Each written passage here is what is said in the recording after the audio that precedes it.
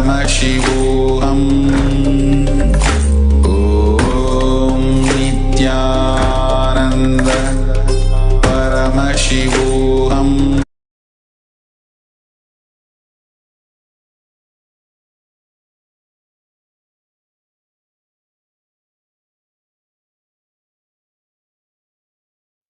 தடங்களுக்கு வருகின்றோம்.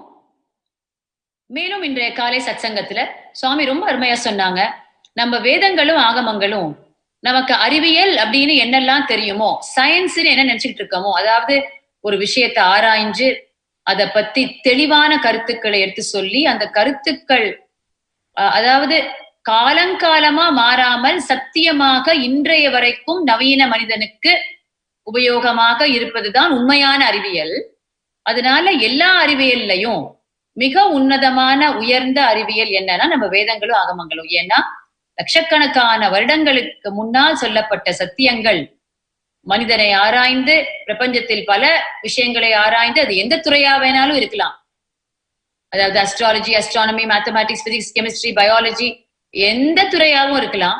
அத்துணை துறைகளிலும் நம்ம வேதாகமங்கள் கூறியிருக்கும் சத்தியங்கள் இன்றைய வரைக்கும் நவீன மனிதன் வரைக்கும் சத்தியமாகத்தான் இருக்கின்றது. இன்ஃபேக்ட் நம்ம அதாவது விஞ்ஞானம் அதோட இன்னும் கேட்சப் கூட செய்யல. அதனால மிக உயர்ந்த அறிவியல் வேதாகமிக் சத்தியங்கள் தான் அப்படின்னு சுவாமி சொன்னாங்க. ஏன்னா ஒரு நல்ல உதாரணத்தோட சொன்னாங்க, நமக்கு இன்னும் எளிமையா புரியறதுக்காக. அதாவது ஒரு பொருளை நீங்க 100 வருஷமா அந்த பொருளை வச்சிருக்கீங்க அப்படிங்கிறதுக்காகவோ, இல்ல ஒரு கோடி ரூபாய் கொடுத்து அந்த பொருளை வாங்கியிருக்கேன் அப்படிங்கிறதுக்காகவோ, இல்ல இந்த பொருளை கண்டுபிடிச்சவரு ஒரு மிகப்பெரிய விஞ்ஞானி அப்படிங்கிறதுக்காகவோ நீங்க அந்த பொருளை இன்னைக்கு வச்சுக்கிட்டு இருக்கீங்கன்னா அது சரியான கருத்துக்காக நீங்க அந்த பொருளை வச்சுக்கல. இன்னைக்கு உங்களுக்கு அந்த பொருள் உதவியா இருக்கா ஏதாவது ஒரு வழியில அப்படின்னாதான் நீங்க அதை வச்சுக்கணும். இன்னைக்கு ரெலவெண்டா இருக்கா, ஏன்னா இன்னைக்கு உங்களுக்கு ரிசல்ட் கொடுக்குதா அப்படிங்கிறத வச்சுதான் நீங்க அதை முடிவெடுக்கணும். சோ இந்த 3 காரணத்துல ஏதாச்சும் ஒரு காரணத்தை வச்சு கண்டிப்பா அந்த பொருளை வச்சிருந்தீங்கன்னா அது ஒரு தவறான கான்டெக்ஸ்ட், தவறான பர்பஸ் அந்த பொருளை நீங்க வச்சுக்கிறதுக்கு. அதனால நம்ம வேதாகமங்கள் எடுத்துக்கிட்டீங்கன்னா என்னைக்கோ வெளிவந்த சத்தியங்கள் இன்றைய வரைக்கும் நம்முடைய வாழ்க்கையில ரொம்ப பொருத்தமா இருக்குது. அதனால மட்டுமே நம்முடைய சுவாமிஜி என்ன சொன்னாங்கன்னா, அதனால மட்டுமே நான் அதை போதிக்கின்றேன். பரமசிவ பரம்பொருள் கொடுத்தது அந்த சத்தியங்கள், ஆம். ஆனால் அவை கூட இன்றைய மனிதனுக்கு பொருத்தமாக இருப்பதனால் நான் அதை போதிக்கிறேன் அப்படின்னு ரொம்ப அருமையா சொன்னாங்க. அதனால நம்முடைய வேதாகமங்கள்ல சொல்லியிருக்க சத்தியம் தான் மிகப்பெரிய உன்னதமான அறிவியல். அதன்படி நாம் அந்த பரமசாந்த ஸ்வரூப நிலை, அதாவது எல்லாமே நடப்பது எல்லாமே மங்களத்துவம், என்னுடைய கடந்த காலத்தை மாற்றினால் எதிர்காலம் மாறும், கடந்த காலத்தோடு கம்ப்ளீஷன் நிறை உணர்வு நான் உணர்ந்தால் என்னுடைய எதிர்காலம் நினைத்து பார்க்க முடியாத அளவுக்கு அமையும். அதனால் நாம் இன்றைக்கு இருக்க வேண்டிய சத்திய சங்கல்பம், நான் என்னுடைய கடந்த காலத்தை மாற்றுவேன். I will change my past. இதை உங்களுடைய முகநூலின் ஸ்டேட்டஸாக அன்பர்களையும் பக்தர்களையும் சுவாமி போட சொன்னாங்க. நீங்களும் போடலாம். ஏன்னா அது 2020 ரொம்ப ஒரு வேற பரிமாணத்துல அமைக்கக்கூடிய சாத்தியக்கூர்வு இருக்கு. இந்த சத்தியத்தை நாம பிடித்தோமே ஆனால், கேட்ச் பண்ணோம்னா. ஏன்னா ஒரு விஷயத்தை தொடர்ந்து சாமி பேசுறாங்கன்னா ஒரு 4 நாட்கள் 5 நாட்களுக்கு அது என்ன அர்த்தம்னா நாம் அது கவனிக்க வேண்டிய ஒரு விஷயம்னு அர்த்தம்.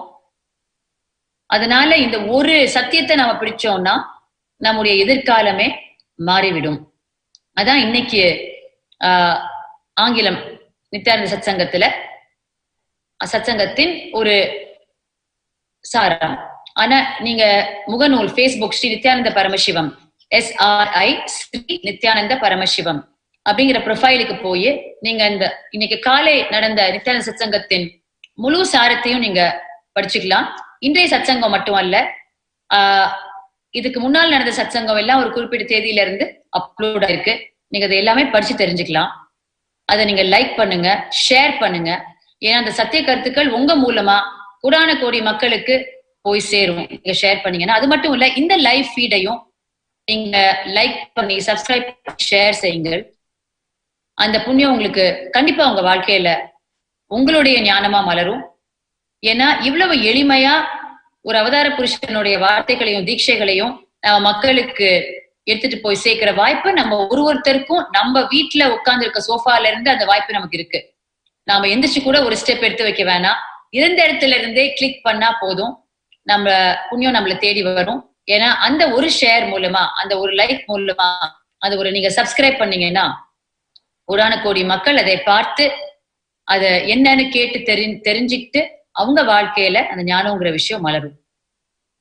அதனால ஒரே ஒரு நிமிஷம் தான் இருக்கும். நீங்க எல்லோரும் தொடர்ந்து இதை லைக் செய்து ஷேர் செய்து சப்ஸ்கிரைப் செய்யலாம். சோ இன்றைய காலை சத்சங்கத்தின் சாரம் இதுதான். அது மட்டும் இல்ல, ஆகமங்கள்ல சொல்லப்பட்டிருக்க அந்த ஆகமிக் டயட், அதாவது நம்ம உண்கிற உணவு, அது போல் நம்ம ஞானத்துக்கு உகந்து வேற எதுவுமே கிடையாது அப்படிங்கிற விஷயத்தையும் இன்றைய காலை சத்சங்கத்துல சுவாமிஜி பகிர்ந்துக்கிட்டாங்க. ஆனா நமக்கு நல்லா தெரியும், இதுக்கு முன்னாடி எத்தனையோ சத்சங்கத்துல நம்ம ஆகமத்துல சொல்லப்பட்டிருக்க உணவு போல் நான் சாப்பிட்டால் ஞானம் மலர்வது மிகவும் எளிமையாக இருக்கும். ஏன்னா அந்த உள்ளே நம்ம சாப்பிடுற ஆகாரத்துக்கும் நம்ம ஞானத்துக்கும் ஆழமான ஒரு இணைப்பு, கனெக்ஷன் இருக்குது. நம்ம வாழ்க்கைக்கு கொடுக்கிற நம்முடைய ரெஸ்பான்ஸ், ரியாக்ஷன் எல்லாமே நாம் சாப்பிடுற உணவுக்கு உணவு பொறுத்துதான். அதனால இந்த ஆகமிக் டயட் பத்தியும் சுவாமிஜி ரொம்ப அருமையா பேசினாங்க. இது அனைத்தையும் நீங்க ஸ்ரீ நித்யானந்த பரமசிவம் Facebook ப்ரொஃபைல்ல போய் நீங்க இன்னும் அடுத்தடுத்த விவரத்தோடு நீங்க படிச்சு தெரிஞ்சுக்கலாம். இப்போ இன்றைய மாலை பொழுதில் இந்த சத்சங்கத்தின் முன்பகுதியில் நம்மோடு இணைந்திருக்கின்றார்கள் நித்ய ஞானாத்மானந்த சுவாமி மற்றும் நித்யானந்திதா, மேலும் தத்துவப்பிரியானந்தா. உங்கள் அனைவருக்கும் தெரியும், அதாவது ஒரு சுமார் 1.5-2 மாதத்திற்கு முன் ஜனார்தன் சர்மா என்ற ஒரு நபர் குஜராத் நம்முடைய ஆதீனத்தில் ஒரு பொய் வழக்கை பதிவு செய்தார்.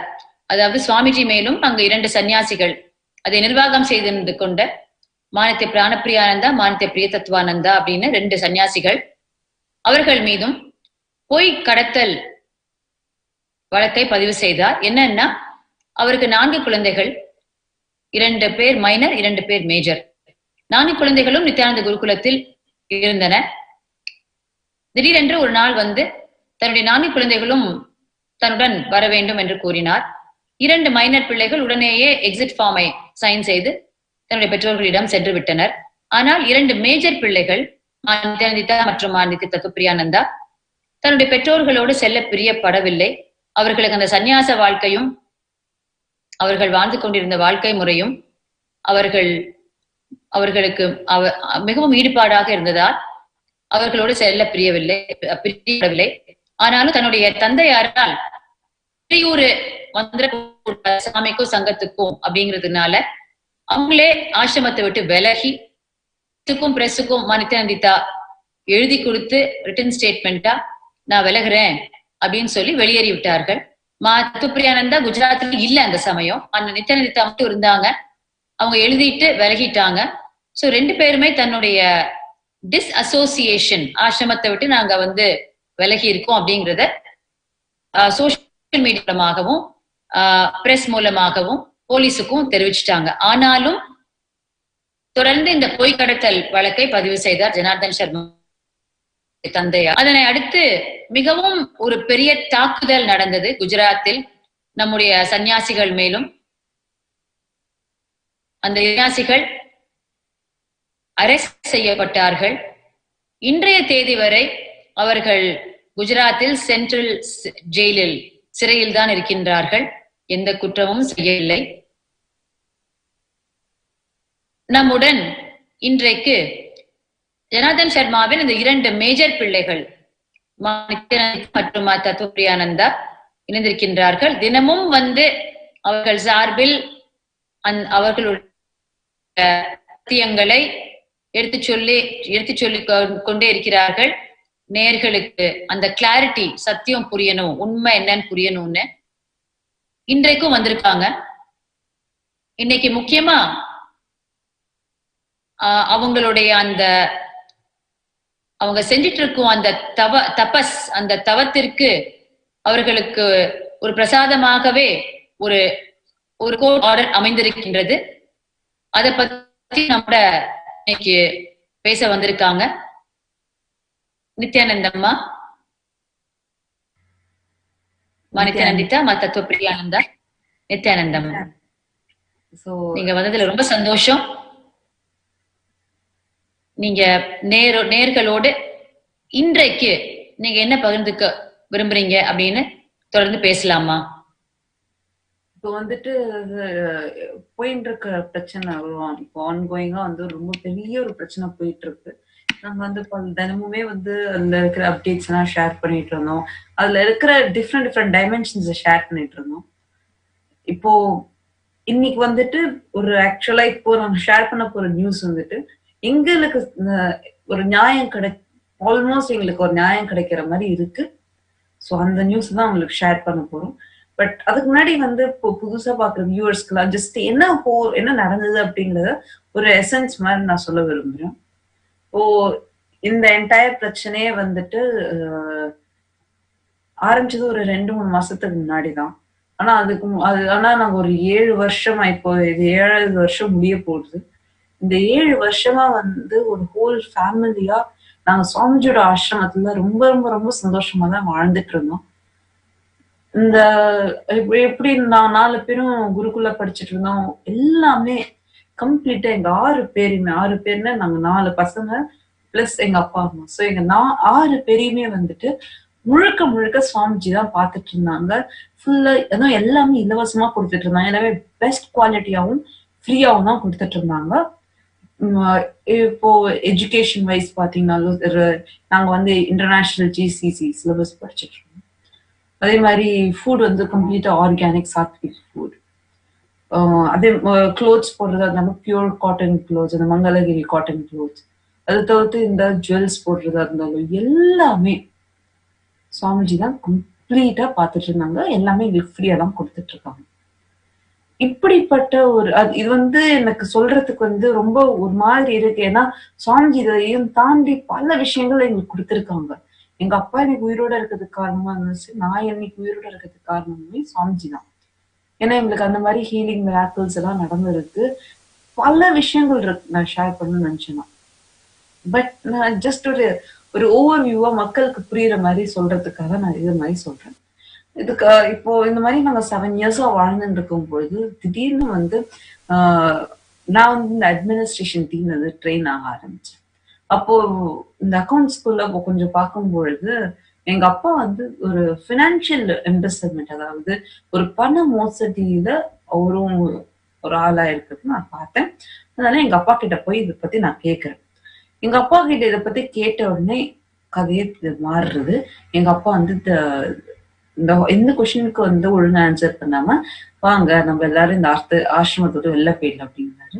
நல்லா புரிஞ்சுக்க முடியல. ஏன்னா திடீர்னு 7 வருஷமா நாங்க இங்க இருக்கும் பொழுது திடீர்னு வெளில போலான்னு சொல்றாருன்ட்டு ஒரு ஷாக்கோட தான் இருந்தது. அதுக்கப்புறமா நாங்க முடியவே முடியாது, நான் எப்படி நீங்க வெளில போவீங்க, இங்கதான் இருக்கணும்ட்டு நானும் பல வாட்டி வாதாடி பார்த்தேன். அதுக்கப்புறம் அப்பா கிட்ட ரெக்வஸ்ட் பண்ணி கேட்டேன், இதுக்கு நான் சொல்லுங்க அப்படின்னா அப்ப முடியாதுன்னு சொல்லிட்டாரு.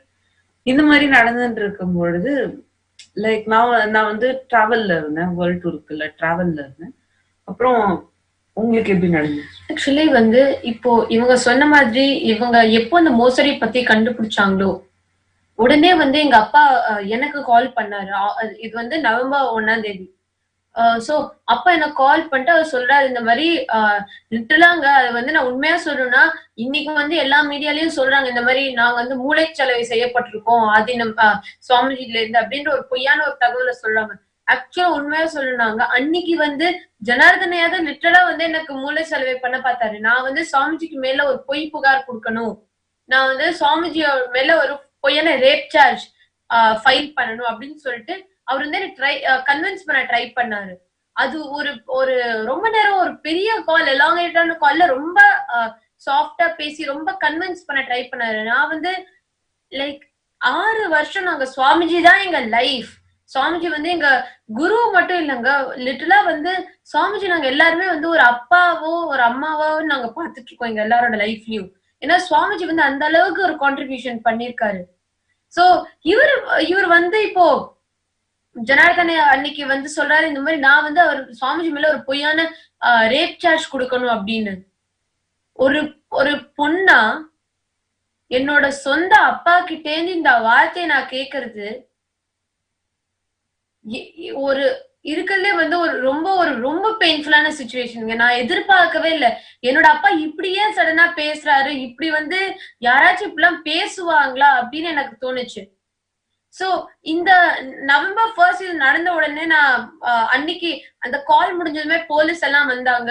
ஒரு 12-15 போலீஸ்மென் அந்த ஆல் விமென் கேம்பஸ்ல வந்து லிட்டலா வந்து ஆல்மோஸ்ட் என்ன மேன் ஹேண்டில் தான் பண்ணாங்க. என்ன லிட்டலா புடிச்சு இழுக்க பார்த்தாங்க. நான் போலீஸ் ஸ்டேஷன் வரணும், அப்பா அம்மாவை பாக்கணும் அப்படின்னு சொல்லிட்டு. ஆனா அந்த ஹோல் சிச்சுவேஷன் என்னால வந்து ஹேண்டில் பண்ணவே முடியல. நான் ஒருத்தி, அப்புறம் என்னோட தங்கச்சி தம்பி. அதுக்கப்புறம் நான் இவங்களுக்கு கால் பண்ணி சொன்னேன் இந்த மாதிரிலாம் நடக்கிறது, எனக்கு என்ன பண்றதுன்னு தெரியல அப்படின்னு சொல்லிட்டு. அந்த டைம்ல தான் வந்து லைக் ஒரு நடுராத்திரி இருக்குங்க. அப்போ எனக்கு கால் பண்ணி சொன்னாங்க. நான் வந்து உடனே வீடியோ கால்ல போய் இந்த போலீஸ் கிட்ட நான் பேசுறேன். அவங்க வந்துட்டு நான் சொல்றேன் இந்த மாதிரி எப்படி நீங்க வந்து என் தங்கச்சி இந்த மாதிரி மேனேஜ் பண்ணுவீங்க, அதுவும் நடுராத்திரி ஒரு பொண்ணு கிட்ட அந்த அவளை வந்து நீ வந்து உடனே போலீஸ் ஸ்டேஷன் தான் வந்தாகணும் அப்படின்னு சொல்லிட்டு இருந்தாங்க.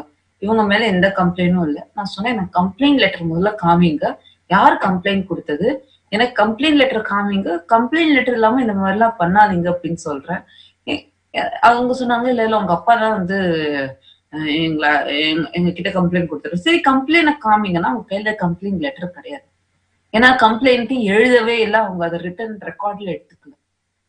நான் ஷாக் ஆயிட்டேன். எப்படி வந்து நீங்க ஒரு கம்ப்ளைண்ட் லெட்டர் கூட இல்லாம இந்த மாதிரி நீங்க ஆசிரம ரெய்ட் பண்ணுவீங்க? அதுவும் இட்ஸ் ஆல் விமென் கேம்பஸ், அதாவது மகளிர் மட்டும் அந்த மாதிரி லைக் எல்லாருமே வந்து வெறும் பெண் சன்னியாசிகள் தான் இருக்காங்க. இவங்க என்னடான்னா இல்ல அவ்வளோ ஆண்கள், ஒரு எவ்வளவு பெண்கள் இருந்திருப்பாங்க, ஒரு 5-6. ஆமா, ஜஸ்ட் ஓப்பன். சோ ஒரு 5-6 பெண் போலீஸ்காரங்க தான் இருந்தாங்களே தவிர மீது எல்லாமே வந்து முக்காவாசி அங்க ஆண்கள் தான் இருந்தாங்க. அத்தனை பேர் 3 கிட்ஸ வந்து நல்ல சேஃபா இருக்காங்களா இல்லையான்னு பார்த்துட்டு போறதுக்கு அத்தனை பேர் தேவையா? ஆக்சுவலா அங்க சிம்பிளா எங்க அப்பா வந்துட்டு ஜஸ்ட் வந்து இல்ல நான் 3 கிட்ஸ் நான் ஷூட் பண்ணணும்னு சொல்லி ஒரு சைன் போட்டா முடிஞ்சுது. அண்ட் இல்ல நிஜமாவே வந்து அன்னைக்கு அந்த ஹோல் இது எல்லாமே பாத்தீங்கன்னா ஒரு விஷயத்த நான் முடிச்சிடறேன். நான் வீடியோ கால்ல போறேன், நான் சொல்றேன் எனக்கு வந்துட்டு என்னோட தங்கச்சியை வந்து ஒரு பொண்ணு இந்த டைம்ல ஒரு போலீஸ் ஸ்டேஷனுக்கு அனுப்புறதுக்கு எனக்கு கம்ஃபர்டபுளா இல்ல. நான் அவளோட அக்கா, லீகலாவும் அவளோட கார்டியனா தான் இங்க இருக்கேன். நான் வந்து அனுப்புறதுக்கு எனக்கு கொஞ்சம் கூட எனக்கு விருப்பமே கிடையாது. நீங்க அதெல்லாம் இந்த மாதிரி டெசிஷன் எடுக்க முடியாது. அவங்களும் மேஜர் தான், அவங்களுக்கு ரைட்ஸ் இருக்கு. ஒரு பொண்ணுனா கேஸ் அவங்க மேல ஃபர்ஸ்ட் ஆஃப் ஆல் கேஸே இருந்தா அவங்க வந்துட்டு இருக்கிற இடத்துல இருந்தே அவங்க ரெஸ்பாண்ட் பண்ணலாங்கிறது நம்ம இந்தியா லால இருக்கு. போலீஸ் ஸ்டேஷன் இது நான் வந்து ரெஃபரன்ஸ் கூட இன்னைக்கு கொடுத்தேன். எவ்ரிவன் இது எல்லாருமே தெரிஞ்சுக்கணும். நாங்க வந்து இன்னைக்கு எந்த ரிக்வெஸ்ட் நாங்க இல்லீகலா எதுவுமே கேட்கல. லீகலா என்னெல்லாம் தேவை எல்லாத்துக்குமே நாங்க வந்து காம்பன்சேட் எல்லாத்துக்குமே நாங்க ஒத்துண்டோம். எல்லாத்துக்குமே நாங்க கம்ப்ளீட்டா வந்து ஃபுல் அண்ட் ஃபுல் கோஆபரேட் பண்ணோம். ஆனா அதெல்லாமே தாண்டி கூட அந்த போலீஸ் வந்து அன்னைக்கு அவ்வளவு லிட்டரா மேன் ஹேண்டில் பண்ணாங்க. அண்ட் இதெல்லாமே தாண்டி இந்த என்னாலேயோ இல்ல எங்களோட ஃபேமிலினால சங்காக்கு இன்னும் பிரச்சனை வரக்கூடாதுன்னு சொல்லி நான் அன்னைக்கே இம்மீடியட்டா அதுக்கப்புறம் அந்த போலீஸ் இஷ்யூ எல்லாம் முடிஞ்சதுக்கு அப்புறமே நான் வந்து இம்மீடியட்டா சங்கா விட்டுட்டேன். நான் என்னோட பர்சனல் வில்ல டிராவலுக்கு போனேன். ஆனா அப்போ கூட ஜனார்தன் ஐயா மீடியாவுக்கு போய் நாங்க கடத்தப்பட்டதாகவும் இது வேர்ஸ்ட் இது என்னன்னா என்னோட தங்கச்சி தம்பி 2 பேரையுமே வந்து ஜனார்தன் ஐயா தான் வச்சிருக்காரு. அதுக்கப்புறம் 17 நாள் கழிச்சு என்ன பார்த்ததுக்கு அப்புறம் 17 நாள் கழிச்சு அவங்க எல்லாரும் கடத்தப்பட்டிருக்காங்கன்ற ஒரு பொய்யான புகார் கொடுக்கறாரு. இத்தனைக்கும் போலீஸ் என்கிட்ட வரும்போது ஒரு கம்ப்ளைண்ட் கூட இல்ல.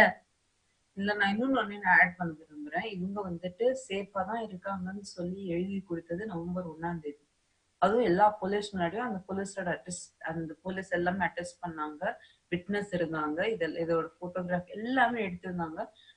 இது எல்லாத்தையும் தாண்டி 17 டேஸ்க்கு அப்புறமா போலீஸ்ல வந்து எங்க அப்பா கம்ப்ளைண்ட் கொடுக்கும்போது அக்செப்ட் பண்ணிட்டாங்க. இதுக்கு நான் இன்னொரு விஷயம், நவம்பர் 1 முதல் நாள் நடந்த விஷயத்தையும் நான் ஷேர் பண்ணணும்னு நினைக்கிறேன். போலீஸ் எல்லாம் வந்து உள்ள வந்தோடனே எங்க அப்பாவோட பேர் யூஸ் பண்ண எனக்கு ஷாக் ஆயிடுது.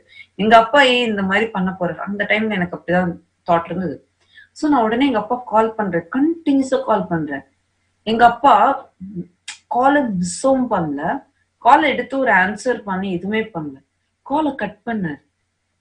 எனக்கு அது ரொம்ப பெயின்ஃபுல்லா இருந்தது. நான் மெசேஜ் பண்றேன், அப்பா என்னப்பா போலீஸ் வந்திருக்காங்க, உங்க பேர் யூஸ் பண்றாங்க, அதுவும் நித்யந்தாவை வந்து நடுராத்திரி கூப்பிடுறாங்கப்பா, என்ன நடக்கிறது, எனக்கு ஏதாச்சும் ரெஸ்பாண்ட் பண்ணுங்கப்பா, ரெஸ்பாண்ட் பண்ணுங்க. நான் அவ்வளவு மெசேஜ் அனுப்புறேன், ஒரு ரெஸ்பான்ஸ் இல்ல. யாராவது ஜஸ்ட் யோசிச்சு பாருங்க. நான் தான் சொல்றேன், நான் வந்து அவ்வளோ வாட்டி கால் பண்றேன், என்னால வந்து டாலரேட் பண்ண முடியல. ஏன் நாளைக்கே இப்ப அன்னைக்கு வந்து நான் ஏதோ ஒண்ணு பண்ணி இவங்க போய் பாத்ரூம்ல இவங்களே லாக் பண்ணிட்டு நான் வெளில வர மாட்டேன், எனக்கு வெளில வர பிடிக்கலன்னு என்னென்னமோ பண்ணி ஃபேஸ்புக்ல எல்லாம் லைவ் வந்து நாங்க நிறைய விஷயம் ஷேர் பண்ணதுனால அன்னைக்கு இவங்க போகல. அப்படி அன்னைக்கு இவங்க போயிருந்தாங்க, ஏதாவது ஏடாகூடமா போலீஸ் ஸ்டேஷன் நடந்ததுனால என்னங்க ஆயிருக்கு இவங்களோட வாழ்க்கைக்கு? ஒரு அப்பாவா இருந்து அந்த மாதிரி பண்றது சரியா? அன்னைக்கு ஆரம்பிச்சு இது வரைக்கும் நாங்க ரொம்ப லைக் ஒரு லிட்டரலா நாங்க 2 பேரு தான் நாங்க வந்து இந்த ஒரு ஜஸ்டிஸ் கிடைக்கிறதுக்கு ரொம்பவே ஸ்ட்ரகிள் பண்ணோம். ஆனா இன்னைக்கு வந்து ஒரு முக்கியமான விஷயம், ஒரு பெரிய மைல்ஸ்டோன் அப்படின்னு நான் சொல்லுவேன். ஏன்னா கிட்டத்தட்ட எங்களுக்கு நியாயம் எங்க பக்கம் கிடைச்சிட்டு அப்படின்ற ரொம்ப முழு நம்பிக்கை வந்து இருக்கு. ஏன்னா ரீசெண்டா வந்து நான் உங்க எல்லார்கிட்டயும் கூட பகிர்ந்தேன், ரீசெண்டா நடந்த கோர்ட் ஹியரிங்ல கூட எப்படி வந்து தன்னோட பெண்கள் தன்னோட குழந்தைகள் காணும்னா ஒரு அப்பா வந்து துடிப்பாரு. அவர் வந்து ஒன்னும் பரவாயில்ல, நான் வந்து முதல்ல என்னோட எதிரியை பத்தி எல்லாம் பேசுறேன், அதுக்கப்புறம் என் பெண்களை பத்தி பாத்துக்கிறேன், யாருமே அந்த மாதிரி இருக்க மாட்டாங்க. ஒரு தன்னோட குழந்தை காணும்னா அந்த அப்பா வந்து நிஜமாவே வந்து துடிப்பாரு. ஆனா இவர் வந்து ஃபர்ஸ்ட் வந்து ஒரு பொய் புகார் கொடுக்குறாரு, இந்த மாதிரி தன்னோட குழந்தைகள் காணவில்லை அப்படின்னு சொல்லிட்டு. ஆனா அது கோர்ட்ல வந்துட்டு எப்படிங்க ஒரு கோர்ட்டுக்கும் கேஸுக்கும் சம்பந்தமே இல்லாம வந்து சுவாமிஜி மேல இது இருக்கு, சுவாமிஜி மேல அது இருக்கு அப்படின்னு சொல்லிட்டு அந்த பொய் புகாரை பத்தி பேசுவாரு. இதெல்லாம் இது வந்து நான் ஆக்சுவலா போன தடவை கூட ஷேர் பண்ணியிருந்தேன். ஆனா இதெல்லாமே கேட்டதுக்கு அப்புறம் கூட கோர்ட்ல இதெல்லாமே பிரசன்ட் பண்ணாங்க. ஜனார்தன சைடு லாயரும் வந்து இரலவெண்டா இந்த மாதிரி அவங்க வந்தே ஆகணும், டாக்டர்ஸ் வந்தே ஆகணும் அப்படின்னு சொல்லிட்டு ஆர்கியூ பண்ண பார்த்தாரு கோர்ட்ல. அதுக்கப்புறம் வந்து இது எல்லாமே கேட்டதுக்கு அப்புறம் கோர்ட் ரொம்பவே தெளிவா வந்து நாங்க வந்து ஜஸ்ட் ஒரு இந்தியன் ஹை கமிஷனுக்கு போயிட்டு நாங்க சேஃபா இருக்கோம் அப்படின்னு சொல்லிட்டு அவங்கள்ட்ட அட்டெஸ்ட் பண்ணா மட்டுமே போதும், வேற அதுவே போதும் அப்படின்னு சொல்லிட்டு கோர்ட் கிளியரா சொல்லியிருக்காங்க. சோ நாங்க ஜஸ்ட் இப்போ ஒரு இந்தியன் ஹை கமிஷனுக்கு போனா இந்த ஹோல் கேஸ் வந்து டிராப் ஆயிடும். சோ இந்த ஒரு நியாயம் ஒரு பெரிய கான்பிடன்ஸ் கொடுத்திருக்கு.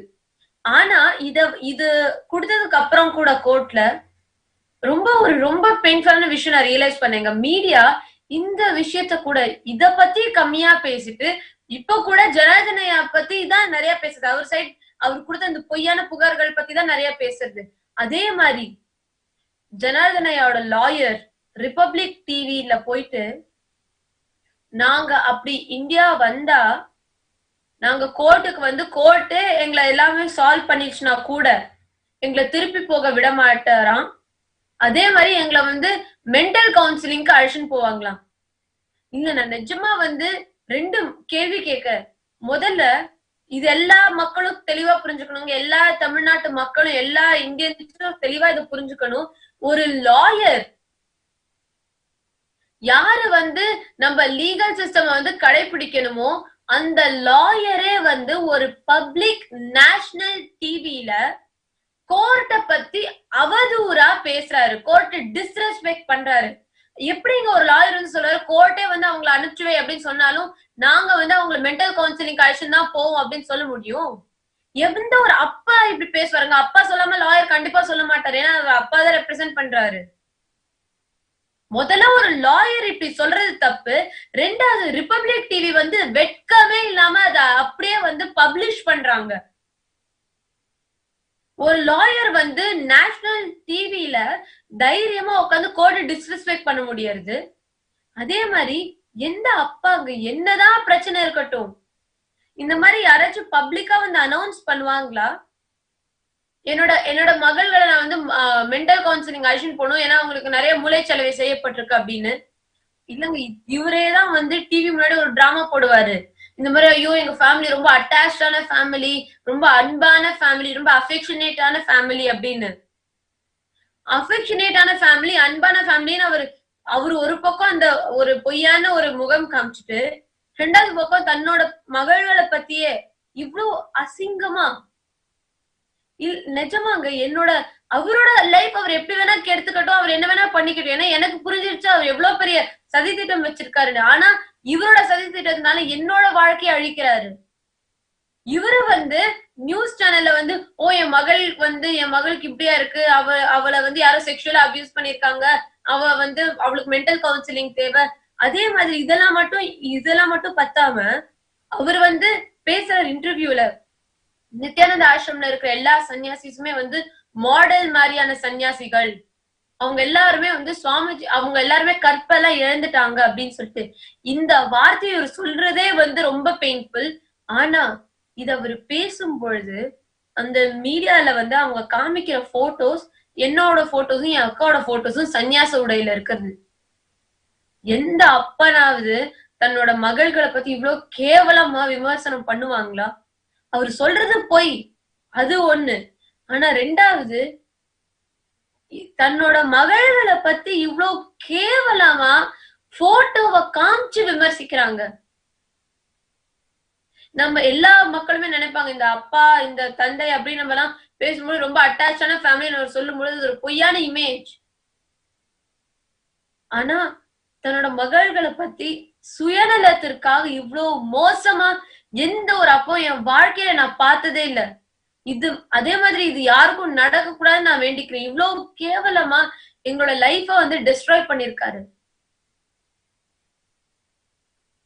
இன்னொரு விஷயம் நித்யானந்திதா, இப்போ பப்ளிக்கா, அதாவது கொஞ்சம் கூட கூச்சம் இல்லாம ரிபப்ளிக் டிவில சொல்லியிருக்காங்க லாயர் மூலியமா இந்த மாதிரி மென்டல் கவுன்சிலிங்க்கு அழைச்சிட்டு போவோம் அப்படின்னு. அப்படின்னா நீங்க இப்போ மறுபடியும் இந்தியா போனீங்கன்னா என்ன மாதிரி ஒரு வாழ்க்கை அவங்க பிளான் பண்ணி வச்சிருக்காங்க உங்களுக்கு? எக்ஸாக்ட்லி. ஆக்சுவலி இதை நாங்க வந்து நிறைய தாட்டி ஷேர் பண்ணிருக்கோம். முதல்ல நான் அஃபிடவிட்லாம் கூட நித்யானந்தா டிவில படிக்கும் பொழுது கூட நான் வந்து இதுதான் வந்து ஒரு முக்கியமான ரீசனா நாங்க சொல்லியிருந்தோம். மெயினா நாங்க எதுக்கு வந்து நாங்க இந்தியா வர எங்களுக்கு சுத்தமா விருப்பம் இல்லை அப்படின்னு சொல்லிட்டு. அப்போ எல்லாரும் கேட்டாங்க, நீங்க ஏன் வரல? நீங்க ஒரே ஒரு தாட்டி இங்க வந்தா இந்த மொத்த பிரச்சனையுமே முடிஞ்சிருமே, ஒரே ஒரு தாட்டி நீங்க உங்க முகத்தை அவங்க அப்பா அம்மா கிட்ட காமிச்சு எல்லாமே முடிஞ்சிருமே, நீங்க ஏன் இவ்வளவு இது பண்றீங்க? அவங்க ஒன்னும் அவ்வளவு மோசமாலாம் இருக்க மாட்டாங்க, எதுவுமே நடக்காது அப்படின்னு சொல்லிட்டு ஒருத்தரும் ரொம்ப விதவிதமான கமெண்ட்ஸ் எல்லாம் கேட்டாங்க. நிறைய பேர் கேள்வி இருந்தது. ஆனா நான் உங்க எல்லாருக்கும் ஒண்ணுன்னு சொல்றேன், இந்த மாதிரி பப்ளிக்கா த்ரெட்டன் பண்ணாங்கன்னா, அதுவும் ஒரு லாயரை வச்சு இப்படி த்ரெட்டன் பண்றாங்கன்னா பப்ளிக்கா, நீங்க எல்லாம் நினைச்சு பாருங்க, நான் இந்தியா போனா எங்களுக்கு என்ன ஆகும் அப்படின்னு. எந்த ஒரு எக்ஸ்டென்ட் வேணாலும் போவாங்கங்க. இது வந்து ஒரு அப்பா அம்மா அந்த மகள்கள் மாதிரி இல்ல. இப்போ அவங்களுக்கு இருக்க சதி திட்டம் சுவாமிஜிக்கு எதிரா, அதுக்கு வந்து நாங்க வந்து ஈஸியா யூஸ் பண்ணக்கூடிய ஒரு வெப்பன், அவ்வளவுதான்.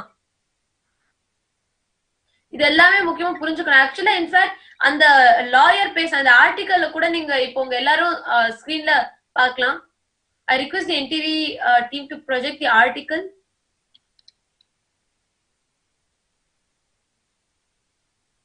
நீங்க எல்லாருமே பாத்தீங்கன்னா அதுல கிளியரா அந்த ஆர்டிக்கல்ல போட்டிருக்க அந்த லாயர் வந்து ஸ்டேட் பண்றத கிளியரா வந்து அந்த ஆர்டிக்கல்ல போட்டிருக்காங்க.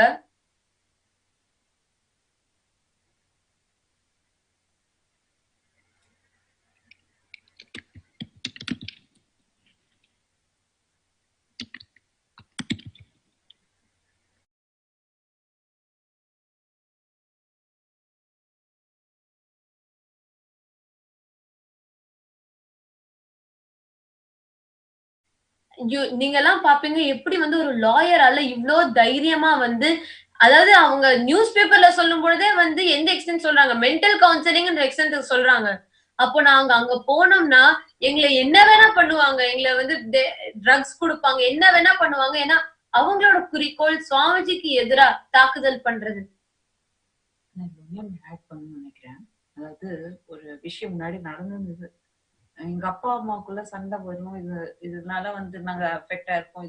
சி, வீட்டுல வந்து சண்டை வர்றது சகஜம்தான். ஆனா ரொம்ப ரொம்ப ரொம்ப ரொம்ப அன்கன்ட்ரோலபிள் எக்ஸ்டென்ட்ல எங்க வீட்டுல வரும்.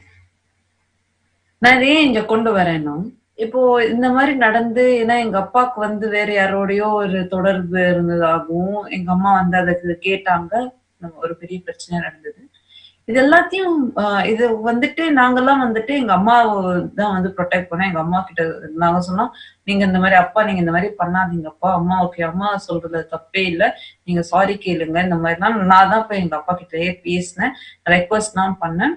பெரிய பிரச்சனையா நடந்தது. மறுநாள் ஒரு ஒரு 2 days கழிச்சு நினைக்கிறேன். ஆமா, 2 days கழிச்சு எங்க பெரியப்பாவை வேற வீட்டுல இருந்தாங்க. எங்க அப்பாவும் எங்க பெரியப்பாவும் நான் ஏதோ பேசிட்டாங்க. அப்புறமா எங்க அம்மாவை வந்துட்டு எங்கேயோ வெளில அழைச்சிட்டு போகணும் அப்படின்னாங்க. நான் உடனே நானும் வரேன்னு சும்மா சொன்னேன். ஆனா அவங்க என்ன அழைச்சிட்டு போல. அன்னைக்கு போயிட்டு திருப்பி வரும்பொழுது எங்க அம்மா வந்து அழுதுட்டே வந்தாங்க. அழுதுட்டே வந்து ரூம்குள்ள போய் உட்கார்ந்துட்டாங்க. அழுதுட்டே இருந்தாங்க. எனக்கு என்னோட மனசு ரொம்ப கஷ்டமா எடுத்து நான் போய் எங்க அம்மா கிட்ட கேட்கிறேன், அம்மா என்னம்மா ஆச்சு, ஏன் அழறேன்னு கேட்டேன். ஒன்னும் இல்ல, நீங்க எல்லாம் நல்லபடியா இருங்க. நான் தான் என்னது வந்து இப்பதான் வந்து மென்டல் ஹாஸ்பிட்டலுக்கு அழைச்சிட்டு போயிட்டு வந்தாங்க. நான் மென்டல் ஆயிட்டேன்னு சொல்றாங்க. இப்படிதான் வந்து உங்க அப்பாவும் பெரியப்பாவும் என்கிட்ட என்னை வந்து ஒரு மென்டல் ஹாஸ்பிட்டலுக்கு அழைச்சிட்டு போய் அங்க எனக்கு ட்ரீட்மெண்ட் கேக்குறாங்க. நான் இங்க இருக்க மாட்டேன், நான் போயிடுறேன் அப்படின்னு எங்க அம்மா வந்து அவ்வளவு அழுதுன்னு சொன்னாங்க. எனக்கு இப்ப கூட அதை நினைச்சாலே எனக்கு கண் கலங்குது. எங்க அப்பா அதே விஷயத்த எங்க அம்மாவுக்கு எந்த விஷயம் பண்ணாரோ அதுக்கப்புறமா நாங்க விடல. எங்க அம்மாவை வந்து அந்த சைக்கியாட்ரிக் ட்ரக்ஸ் எல்லாம் அம்மாவை எடுத்துக்க சொன்னாங்க. நான் விடல. அப்பா கிட்ட வந்து எப்படிப்பா நீங்க இந்த மாதிரி பண்றீங்க அப்படின்னு சொல்லி நான் சண்டை போட்டேன். இது நடந்து பல வருஷங்கள் ஆச்சு. இந்த ஹோல் இது அப்போ இந்த விஷயம் நடக்கும்போது எனக்கு வயசு 12 தான். ஆனா வந்துட்டு இதெல்லாம் முடிச்சதுக்கு அப்புறமா ரொம்ப இதெல்லாம் வந்து ரொம்ப மனசுல ஆழமா பதிஞ்சிருந்தது. எல்லாத்துல இருந்து சுவாமிஜி கிட்ட வந்ததுக்கு அப்புறம் தான் வந்து ஹீலிங் கிடைச்சது. ரொம்ப பியூட்டிஃபுல்லா சுவாமிஜி இந்த எல்லா விஷயத்துல இருந்து என்ன வெளில கொண்டு வந்தாரு. ஆனா இப்போ எங்க அப்பா அதே விஷயத்த எங்க மேல பண்ண பாக்குறாரு பாருங்க. ரொம்ப ரொம்ப ரொம்ப கஷ்டமா இருக்கு. நான் வந்து பல மக்களுக்கு கிளாஸஸ் எடுத்திருக்கேன். பல மக்களை வந்து டிப்ரெஷன்ல இருந்து வெளில கொண்டு வந்திருக்கேன். பல மக்களுக்கு ஸ்பிரிச்சுவல் ஹீலிங் பண்ணியிருக்கேன். அவங்களுக்கு வந்து எத்தனையோ டீனேஜர்ஸ் இந்த லவ் ஃபெயிலியர்னு சொல்லிட்டு உட்காந்து எனக்கு கால் பண்ணுவாங்க. இல்ல அவங்களோட எக்ஸாம்ல ஃபெயில் ஆயிட்டாங்க, இல்ல அவங்க அப்பா அம்மாவுக்கு வந்து ஏதோ சண்டை வந்துச்சு அவங்களுக்குள்ள, என்னென்னமோ சொல்லி எனக்கு கால் பண்ணுவாங்க. அவங்களுக்கெல்லாம் அவங்களோட டிப்ரெஷன்ல இருந்து இப்படி வெளில வரணும்னு சொல்லி சுவாமிஜியோட உயர்ஞான சத்தியங்கள் மூலமா அவங்களுக்கு ஹெல்ப் பண்ணிருக்கேன். இன்னைக்கு எங்களோட நிலைமைய பாருங்க. எங்க சொந்த அப்பா இந்த மாதிரிதான் எங்க லைஃபோட கெரியரை நான் பில்ட் பண்ணிட்டு இருக்கேன். ஆனா எங்க அப்பா வந்து இந்த கெரியரை உடைக்கிறது மட்டும் இல்லாம என்னோட கான்பிடன்ஸே உடைக்க பாக்குறாரு. ஒரு நேஷனல் நியூஸ்ல எங்களுக்கு வந்து மென்டல் கவுன்சிலிங் கொடுக்கணும்னு சொல்லி. இது என்னங்க அர்த்தம்? அப்படின்னா என்ன அர்த்தம்? இப்போ நீங்க வந்து நீங்கெல்லாம் சினிமால எல்லாம் பார்த்திருப்பீங்க. எப்படி வந்து யாராவது ஒருத்தவங்க நல்லா இருந்தாங்கன்னா அவங்கள வந்து இந்த மென்டல் அசைலம்ல போய் விட்டுட்டு பொய்யா மென்டல்னு சொல்லி பொய்யா ஒரு எல்லாருக்கும் இது மென்டல் ஆயிட்டாங்கன்னு சொல்லி ஒரு பொய்யான ஒரு இமேஜ் கிரியேட் பண்றது. அப்புறம் அவங்களோட லைஃபே டெஸ்ட்ராய் ஆயிடும். அவங்க வந்து அங்க போய் அந்த ஹாஸ்பிட்டலுக்கு போனதுக்கு அப்புறம் அந்த டாக்டர் வந்து ஊசி போட்டு அவங்கள மந்தமாக்கி உண்மையான மென்டல் ஆக்கிடுவாங்க. இது வந்து நம்மளாம் பார்த்திருப்போம், சினிமால பார்த்திருப்பீங்க, இல்ல கேள்விப்பட்டிருப்பீங்க. இதுதான் எங்களுக்கு பண்ணிருக்கு அவங்க போட்டிருக்க செய்திட்டம். துடிச்சு போயிட்டேங்க. ஒரு சொந்த அப்பா, எந்த அப்பா என் கூட வந்து நின்று என்னோட இந்த வாழ்க்கையை நான் விஷுவலைஸ் பண்றதுக்காக ஹெல்ப் பண்ணாரு. எந்த ஒரு அப்பா. நாங்க வந்து இந்த சுவாமிஜிக்கு வந்து அவருக்கு ஒரு உயிர் கொடுத்து அவரை வந்து எடுத்துருந்ததுக்கு அப்புறம் எங்களோட ஆசிரியத்துல ஜாயின் பண்ணி எங்களுக்கு அவ்வளோ கான்ஃபிடன்ஸ் கொடுத்தாரு. நம்ம எல்லாருமே சக்சஸ்ஃபுல்லா வருவோம் இந்த ஃபீல்ட்ல. நம்ம எல்லாருக்கும் இதுதான் நம்ம லைஃபோட கோலே, இது மட்டும்தான். இத்தனையோ விஷயங்கள் எங்க அப்பாவோட எல்லாம் நான் பேசும்போது இந்த மாதிரி சுவாமிஜி கிட்ட வந்து இந்த கம்ப்ளீஷன் எல்லாம் பண்ணதுக்கு அப்புறமா நிறைய விஷயங்கள் எங்க அப்பா கிட்ட நடக்கிற கான்வர்சேஷனே வேற லெவலுக்கு போச்சு. நம்பினேங்க, சத்தியமா நான் நம்பினேங்க. எங்க அப்பா இருப்பாரு, என் கூட இருப்பாருன்ட்டு. ஒரு பொண்ணுக்குமே அவங்க அப்பா எவ்வளவுக்குள்ள அவங்களோட இருக்காங்க, எவ்வளவுக்குள்ள அவங்க லைஃப்ல வந்து பார்ட்டிசிபேட் பண்றாங்க அப்படிங்கிறது ரொம்ப ரொம்ப ரொம்ப முக்கியம். ஏன்னா வந்து அதுதான் அவங்களுக்கு ஒரு ப்ரொடெக்ஷன் கொடுக்கும். ஆனா அந்த அப்பா இன்னைக்கு ப்ரொடெக்ஷன் கொடுக்கலங்கிறது செகண்டரி. ஆனா என்னோட இமேஜ், என்னை பத்தி மக்கள் வச்சிருக்க அபிப்பிராயத்தை எப்படி டெஸ்ட்ராய் பண்றாங்க நீங்க பார்த்துட்டு இருக்கீங்க. கண் கூட பார்க்கலாம். இது எப்படி வந்துட்டு இவ்வளவு கேவலமா, இவ்வளவு கேவலமா எங்க நாளைக்கு இப்ப யாரெல்லாம் வந்து நீங்க பல மக்கள் கேக்குறீங்கல்ல, நாங்க இந்தியா வரணும், இந்தியா வந்து ஜஸ்ட் ஒரு வாட்டி பார்த்தா போறோம்ட்டு சொல்லுங்க. நான் என்ன மென்டல் அசைலம்ல, எங்களை மென்டல் அசைலம்ல தான் எங்க லைஃப் எண்ட் பண்ணணும்ன்றதுதான் உங்களோட அட்வைஸா? என்னங்க ஆகும்? என் தங்கச்சி தம்பி 4 பேரை சந்தோஷமா இருந்திருக்கோங்க. சும்மா இல்ல. நாங்க வந்து குருகுல் ஜாயின் பண்ணதுக்கு அப்புறம் சும்மாலாம் இல்ல, அவ்வளோ சந்தோஷமா ஒரு ஃபேமிலியா அவ்வளோ ஹாப்பியா இருந்தோம். இன்ஸ்டாகிராம்ல எல்லாத்துலயும் போஸ்ட் பண்ணிருக்கோம்.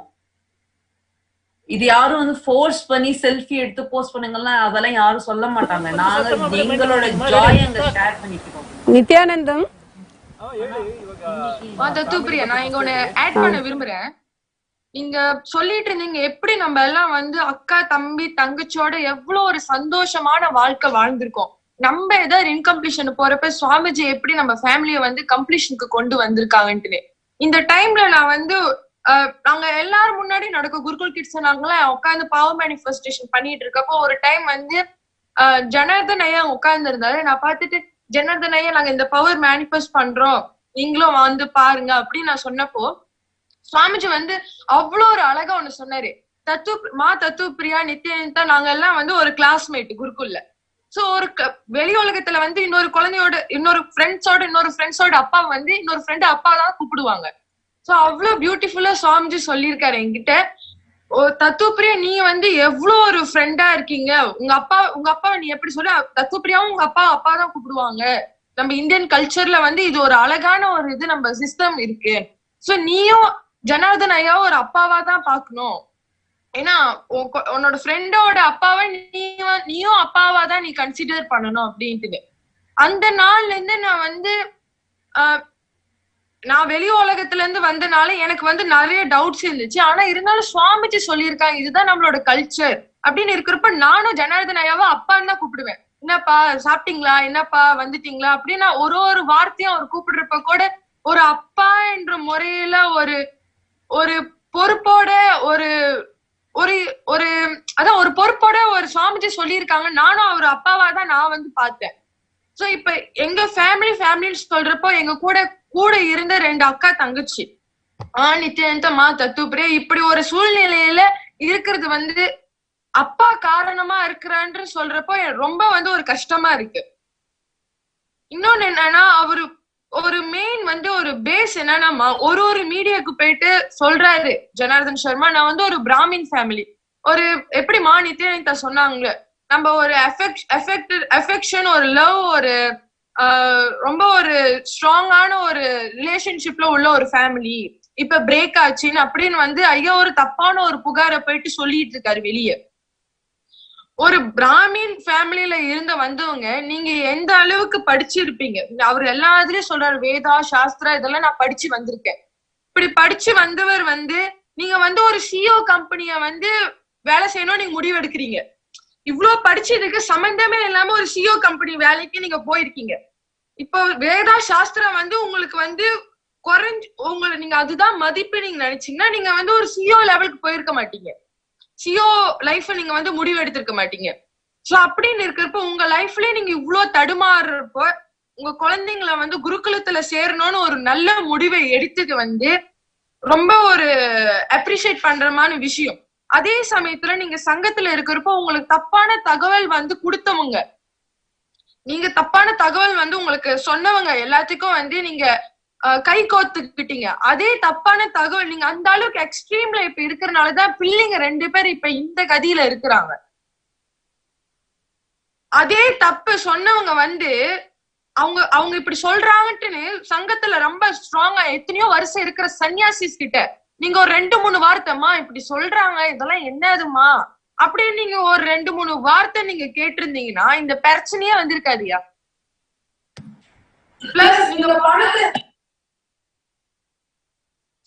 பிளஸ் நீங்க பணத்தை எடுத்தது தப்பு இல்ல.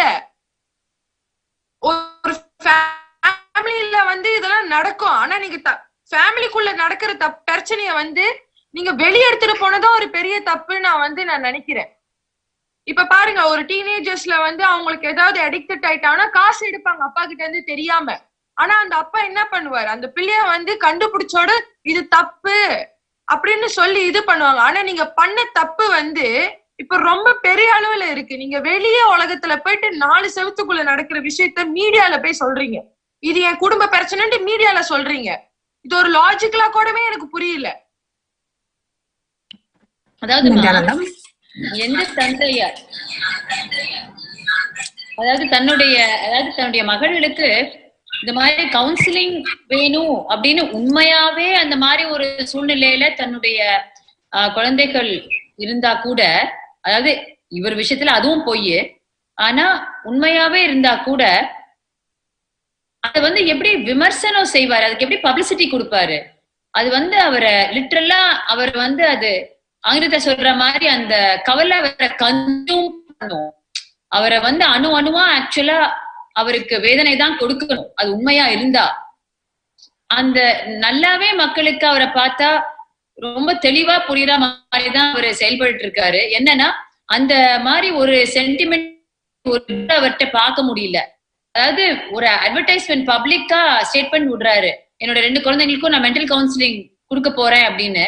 அதனால முதல்ல இருந்தே நீங்க பாத்துட்டு வந்தீங்கன்னா உண்மையா 2 குழந்தைங்களை பிரிஞ்ச ஒரு அப்பா மாதிரி அதுக்கு உண்டான 1% உணர்ச்சியோ இல்ல அதுக்கு தகுந்த மாதிரி ஒரு வார்த்தையோ இல்ல செயலோ அவர் செயல்படுறதோ எதுவுமே அதுக்கு மேட்சே ஆகாத மாதிரி அவர் செஞ்சிட்டு இருக்க அந்த அட்டாக் சாந்தி மேலேயும் சங்கத்து மேலேயும் செஞ்சிட்டு இருக்க அந்த தாக்குதலும் அது சம்பந்தமாகத்தான் போய்கிட்டே இருக்காரே ஒழிய அவர் இந்த கொடுத்திருக்க பொய் கடத்தல் கேஸ் பத்தியோ தன்னுடைய மகள்கள் பத்தியோ அதுக்கு மேட்ச் பண்ற மாதிரி 1% கூட அவரு செயல்படவே இல்லை.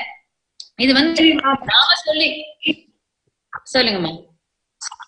நம்ம என்ன சொல்ல விருப்பப்படுறோம்னா, இப்ப நம்ம இந்த ஆர்டர்ல பார்த்தோம்னா, இப்ப கோர்ட்ல ஆர்டர் கொடுக்குறாங்க. அவங்க என்ன சொல்றாங்க, கடந்த கிட்டத்தட்ட நவம்பர் 15ஆம் தேதியில இருந்து இந்த ஒரு கேஸ் ஓடிக்கிறதுக்கு கிட்டத்தட்ட 1.5 மாசம் ஆயிடுச்சு.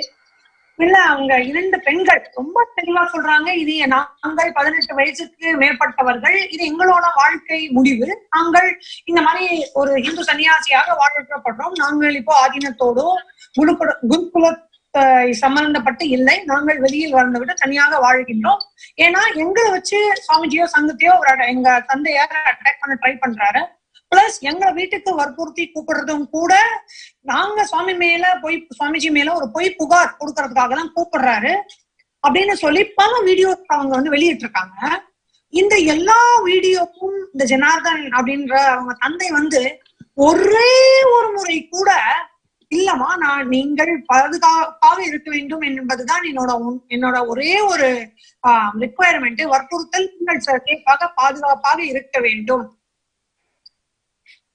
ஆகையினால நான் இந்த மாதிரி உங்களுக்கு இந்த பொய் புகார் எல்லாம் உங்கள் மீது நான் கொடுக்க வற்புறுத்த மாட்டேன், அது என்னோட எண்ணம் இல்லை அப்படின்னு சொல்லி ஒரே ஒரு வாட்டி கூட கிட்டத்தட்ட 40-50 பேட்டி கொடுத்துருப்பாரு போல பல மீடியா சேனல்ஸ்ல. அதுதான் நிறைய பேர் சொல்றாங்க நம்ம பார்த்ததுல எல்லாம். அப்படியே இருந்தாலும் அந்த பேட்டிகள் எல்லாத்துலயுமே ஒரு வாட்டி கூட அவர் இதை பத்தி ஒரு பாயிண்டே டச் பண்ணல அப்படின்னு சொல்லி நம்மளோட பல பக்தர்கள் அன்பர்கள் ரொம்ப வருத்தப்படுறாங்க. ஏங்க அவங்க ஒரு தந்தையாரா இருந்தா உண்மையாலுமே அவங்க குழந்தைகளை மிஸ் பண்றவர்களாக இருந்தால் குழந்தைகள் என்ன சரி ஓகே வந்துட்டோம் நம்ம கொடுத்துருவோம், இது நம்மளுக்கு என்ன இருக்கு இதுல, ஏன்னா நம்மளுக்கு அந்த மாதிரி எந்த விதமான எண்ணமும் இல்லைன்ற பட்சத்துல இந்த கோர்ட்ல ஒரு அபிடவிட் போடுறதுல என்ன பிரச்சனை, கொடுத்துதான் வர வைப்போமேன்னு எல்லா பேரண்ட்ஸும் கொஞ்சம் செஞ்சுதான் போவாங்க. நாங்களா இருந்தா அப்படிதாங்க பண்ணிருப்போம். ஏன் ஜனார்தன் பண்ணல, அவர் இந்த அபிடவிட்ட கொடுக்கலாங்கும் போது தாங்க எங்களுக்கு உண்மை தெரிய வருது. இவ்வளவு நாளும் சொல்லியும் இவ்வளவு வற்புறுத்தியும் அபிடவிட் கொடுக்கல. ரெண்டாவது, இப்ப நம்மளோட கோர்ட்ல ரொம்ப தெளிவா சொல்லிட்டாங்க, நம்மளுக்கு இது ஒரு நாள் நீங்க எல்லாம் ஷேர் பண்ணிருந்தீங்க இல்லையா, அதே மாதிரி ஒரு நல்ல ஒரு பெண் உரிமை சார்ந்த நம்மளுக்கு வந்து ஓகே பெண்ணுக்கு உரிமை வந்து நம்ம நாட்டுல இருக்கு அப்படின்னு ஒரு உத்தரவாதம் கொடுக்குற மாதிரியான அந்த கோர்ட் ஆர்டர் ரொம்ப வந்து சாதகமாக வந்திருக்கு இந்த 2 பெண்களுக்கு. என்ன சொல்றாங்கன்னா, இவங்க வந்து ஒரு இந்த அபிடவிட் அவங்க சப்மிட் பண்ணிருக்காங்க இல்லையா, அது வந்து நம்மளோட ஒரு இந்தியன் எம்பசில இந்தியன் ஹை கமிஷன்ல போய் அந்த அபிடவிட்ட வந்து ஒரு உத்தரவாதம், ஆமாங்க இவங்கதான் கொடுத்துருக்காங்க, இவங்க உண்மையாலுமே இந்த இடத்துலதான் இருக்காங்க அப்படின்ற மாதிரி ஒரு இந்தியன் ஹை கமிஷன் உத்தரவாதம் கொடுத்தால் அதுவே நாங்க அது வந்து நீங்க சப்மிட் பண்ணுங்க அப்படின்னு சொல்லி ஜட்ஜு சொல்லியிருக்காரு. ஆகிய பட்சத்துல அதுக்கு இதெல்லாம் எப்பன்னா, இந்த ஜனார்தன் தரப்பில் இருந்து இருக்கும் வக்கீல் கூட சொல்லியிருக்காரு இல்லங்க அவங்க நேர்ல வரணும்ட்டு. அதை கேட்ட ஜட்ஜு கூட என்ன சொல்லியிருக்காரு, இல்லங்க ஹை கமிஷன் வந்து சப்மிட் பண்ணட்டும் அப்படின்னு சொல்லியிருக்காரு. சோ ஆகியனால நம்மளுக்கு வந்து இது ரொம்ப ஒரு சாதகமான ஒரு நம்ம சாதகமான ஒரு ஆர்டர் அப்படின்னு சொல்லி ரொம்ப தைரியமா சொல்லலாம். இன்னும் பெண் உரிமைகளுக்கும் 18 வயது மேஜராக இருக்கின்ற பெண்களுக்கு அவங்க வாழ்க்கையை அவங்களால் முடிவு பண்ண முடியும். வேற யாருக்கும் நீங்க வந்து உங்களை யாரும் கட்டாயப்படுத்தி ஒரு வாழ்க்கை முறையை வாழ வைக்க முடியாது அப்படின்னு நம்ம பெண்களுக்கு எல்லாம் ஒரு நல்ல உத்தரவாதம் உள்ளது. அப்படிதான் நம்மளுக்கு ஃபீல் ஆகுது.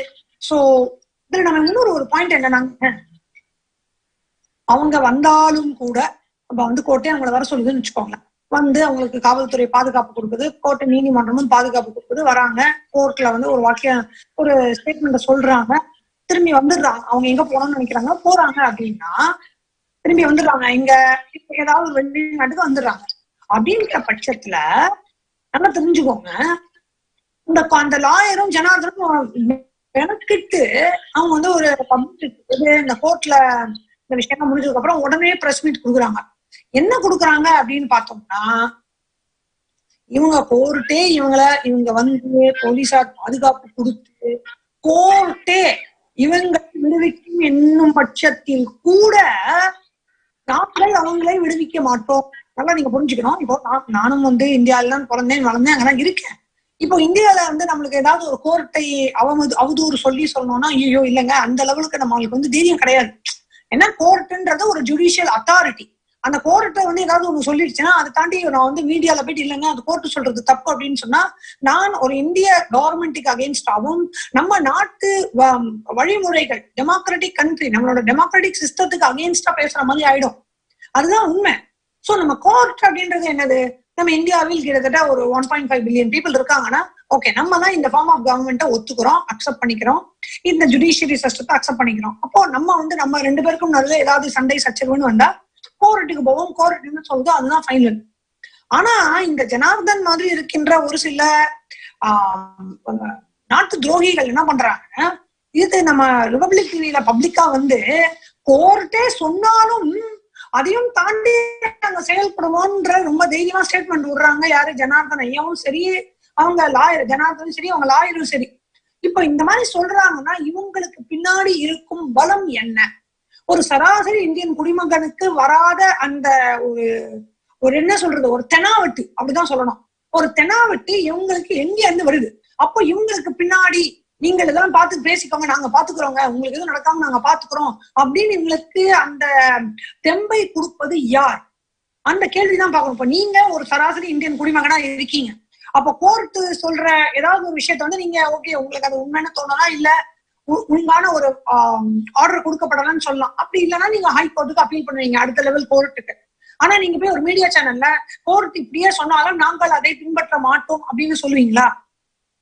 சொல்லக்கூடிய உங்களுக்கு தைரியம் இருக்கு அப்படின்னா அந்த டிவி சேனலே அதை பிரபலப்படுத்துறாங்க, அதை பப்ளிஷே பண்றாங்க. அப்படின்ற பட்சத்தில் உங்களுக்கு பின்னாடி யார் இருக்கிறார்கள் அப்படின்ற ஒரு கேள்வி நம்ம எழுப்பியே ஆகணுங்க. எப்படின்னா அவர் வந்து ஒரு பெரிய விவாந்தா அப்படின்னு ஒரு பில்டிங்ல வாழ்றாரு. எங்க குஜராத்ல அந்த போட்டோ கூட நம்ம ஷேர் பண்ணியிருந்தாங்க நம்ம நண்பர்கள் வந்து. விவாந்தா அப்படின்னு சொல்லி ஒரு மிகப்பெரிய ஒரு பாஷ் பில்டிங்ல வாழ்றாரு, பென்ஸ் கார்ல வராது கிட்டத்தட்ட. ஆனா நான் வந்து இன்டர்வியூல என்ன சொல்றாரா, இந்த மாதிரி வந்து எனக்கு ஒரு பைசா கூட இல்ல, நான் இங்க இருந்து ஒரு இந்த இன்டர்வியூ வரது கூட 1000 ரூபா வந்து அண்ணன்கிட்ட இருந்து அண்ணன் மார்க்கிட்ட இருந்து நாங்க வந்து கடன் வாங்குறோம். சரி, கடன் வாங்குறவங்க இந்த மாதிரி ஒரு 5 ஸ்டார் ஹோட்டல்ல இருப்பாங்களா?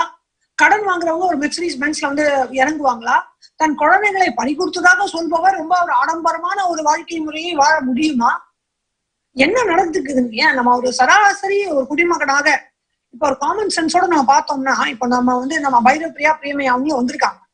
இப்ப உங்கள் தந்தையார் இப்ப இந்த மாதிரி ஒரு சிச்சுவேஷன்ல உங்கள் தந்தையார் உங்களை வற்புறுத்தி கூப்பிடுறாரு அப்படின்னா நீங்க என்ன மாதிரி உங்களுக்கு என்ன தோணும்? நித்யானந்தமா, சோ நீங்க சொன்ன மாதிரி இது ரொம்ப ஒரு தந்தையா இருந்த உண்மையிலே வந்து அவருக்கு வந்து அவங்க பிள்ளைங்களை வந்து கூட்டிட்டு வரணும்னு நினைச்சிருந்தாருன்னா எந்த ஒரு பெற்றோரும் வந்து இவர் செய்யற மாதிரி பண்ணிருக்கவே மாட்டாங்க. போய் நியூஸ் அவர் வந்து நிறைய இன்டர்வியூ கொடுத்துட்டாரு. எல்லா இன்டர்வியூலயும் சாஞ்சிய வந்து அபியூஸ் பண்றதுதான் ஒரு மெயின் பாயிண்டாவே வச்சிருக்காரு. அதுல வந்து ஒரு 2-3 வார்த்தைகள் தான் வந்து அவங்க மகளை பத்தி பேசுறாரே தவிர அந்த ஹோல் இன்டர்வியூ பாத்தீங்கன்னா ரொம்ப ஒரு ஆவேசமான அந்த ஆவேசம் எதுவுமே வந்து அவங்க பிள்ளைங்களை காப்பாத்தி கொண்டு வரணும்ன்ற ஒரு நோக்கத்துக்காகவே இல்ல. அவரோட எல்லாமே வந்து சாஞ்சி அபியூஸ் பண்றத ஒரு பிராமணர்னு சொல்றாரு. ஆனா அவர் யூஸ் பண்ற வேர்ட்ஸ் எல்லாமே ரொம்ப அது நம்ம எப்படி நான் வந்து சொல்றதுனே தெரியல. ரொம்ப ஹர்ட், ரொம்ப வந்து வலிக்குது. அவர் எப்படி வந்து ஒரு பிராமணரா இருந்து இந்த மாதிரி ஒரு வார்த்தையெல்லாம் யூஸ் பண்றாரு. அதுவும் வந்து ஒரு சன்னியாசிய பார்த்து அவர் அந்த மாதிரி சொல்றாரு. ஏதோ ஒரு லாஸ்ட் 2 லைன்ல மட்டும் அவங்க பிள்ளைங்களை வந்து கடத்திட்டு போயிட்டாங்க அப்படின்றது. அதுவும் வந்து அவர் பேஸ்ல வந்து ஒரு வருத்தமே இல்ல. அவர் ரொம்ப நடிக்கிற மாதிரி தான் எனக்கு என்னமோ தெரியுது. ரியலா வந்து அவர் வந்து தத்துவப்பிரியாமா நித்யானந்தோட பிசிக்கல் மென்டல் ஹெல்த்தை வந்து கன்சிடர் பண்ணி ரியலா அக்கறை உள்ள ஒரு தந்தையா இருந்திருந்தா கோர்ட்ட சொன்ன அந்த ஜட்ஜ்மெண்ட்டுக்கு எதிரா வந்து இந்த மாதிரி ஒரு டிசிஷன் எடுத்திருக்கவே மாட்டாங்க. யாருமே இந்தியால வந்து கோர்ட் ரிலீஸ் பண்ண ஆர்டர் அகெயின்ஸ்டா நாங்க இருப்போம் அப்படின்னு ரொம்ப ரொம்ப தைரியமா பப்ளிக் பிளாட்ஃபார்ம்ல அவங்க சொல்றாங்க. அது யாரு அந்த மாதிரி பண்ணுவா? கண்டிப்பா அவங்களுக்கு வந்து பின்னாடி வந்து யாரும் வந்து பெரிய சப்போர்ட் கொடுக்குறாங்க. அதனால மட்டும்தான் அவங்க இந்த மாதிரி வந்து ஒரு ஆக்ஷன் எடுத்திருக்காங்க. சோ ரியலா வந்து அவர் வந்து ரியலா அவங்க பிள்ளைங்களோட பிள்ளைங்க மேல அக்கறை இருந்துச்சு அப்படின்னு அவர் சொல்லிக்கிட்டு இருக்காரு ஏதோ 2-3 வீடியோல. ஆனா ரியலா இருந்துச்சு, ஒரு தந்தையா அவருக்கு அந்த பொறுப்பு இருக்கு அப்படின்னு நினைச்சிருந்தாருன்னா பல விஷயத்துல வந்து நம்மளாலே அதை வந்து புரிஞ்சிருக்க முடியும், அவரோட எக்ஸ்பிரஷனாலையும் புரிஞ்சிருக்க முடியும். ஆனா இங்க வந்து மறுபடியும் சங்கத்துல இருக்கும் டிவோட்டிஸையும் தான் வந்து அபியூஸ் பண்ணிட்டு சுவாமிஜியும் அபியூஸ் பண்ணிட்டு ரொம்ப ஒரு வயலண்டா பிஹேவ் பண்ணிட்டு இருக்காரு ஒவ்வொரு ஆள்கிட்டயுமே. அவர் ரியலா வந்து அவரோட மகளோட ஹெல்த் பீயிங் வந்து கன்சிடர் பண்ணி இருந்தாரு அப்படின்னா அவர் இந்த அளவுக்கு ஒரு அவுட் ஆஃப் மைண்டா வந்து ஆக்ஷன் எடுத்திருக்கவே மாட்டாரு. எந்த தந்தையுமே இப்படி எடுத்திருந்திருக்க மாட்டாங்க. அவங்களோட ஆக்ஷன்ல தெரிஞ்சிருக்கும், பார்த்தாலே தெரியும் ஏதோ இழந்த தந்தையா இருக்காரே அப்படின்ட்டு.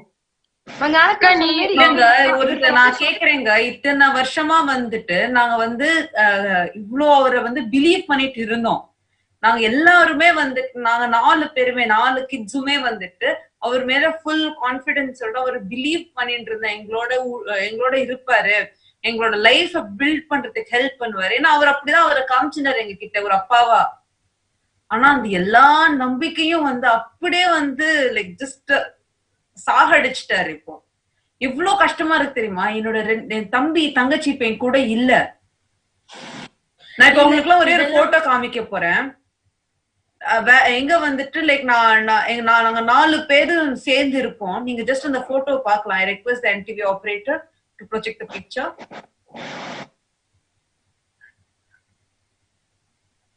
நான் ஜஸ்ட் இப்போ காமிக்க போறேன். இது வந்து குருகுலத்துல இருந்தபோது எவ்வளோ ஜாய்ஃபுல்லா இருந்தோம் அப்படிங்கறத காமிக்கிறது.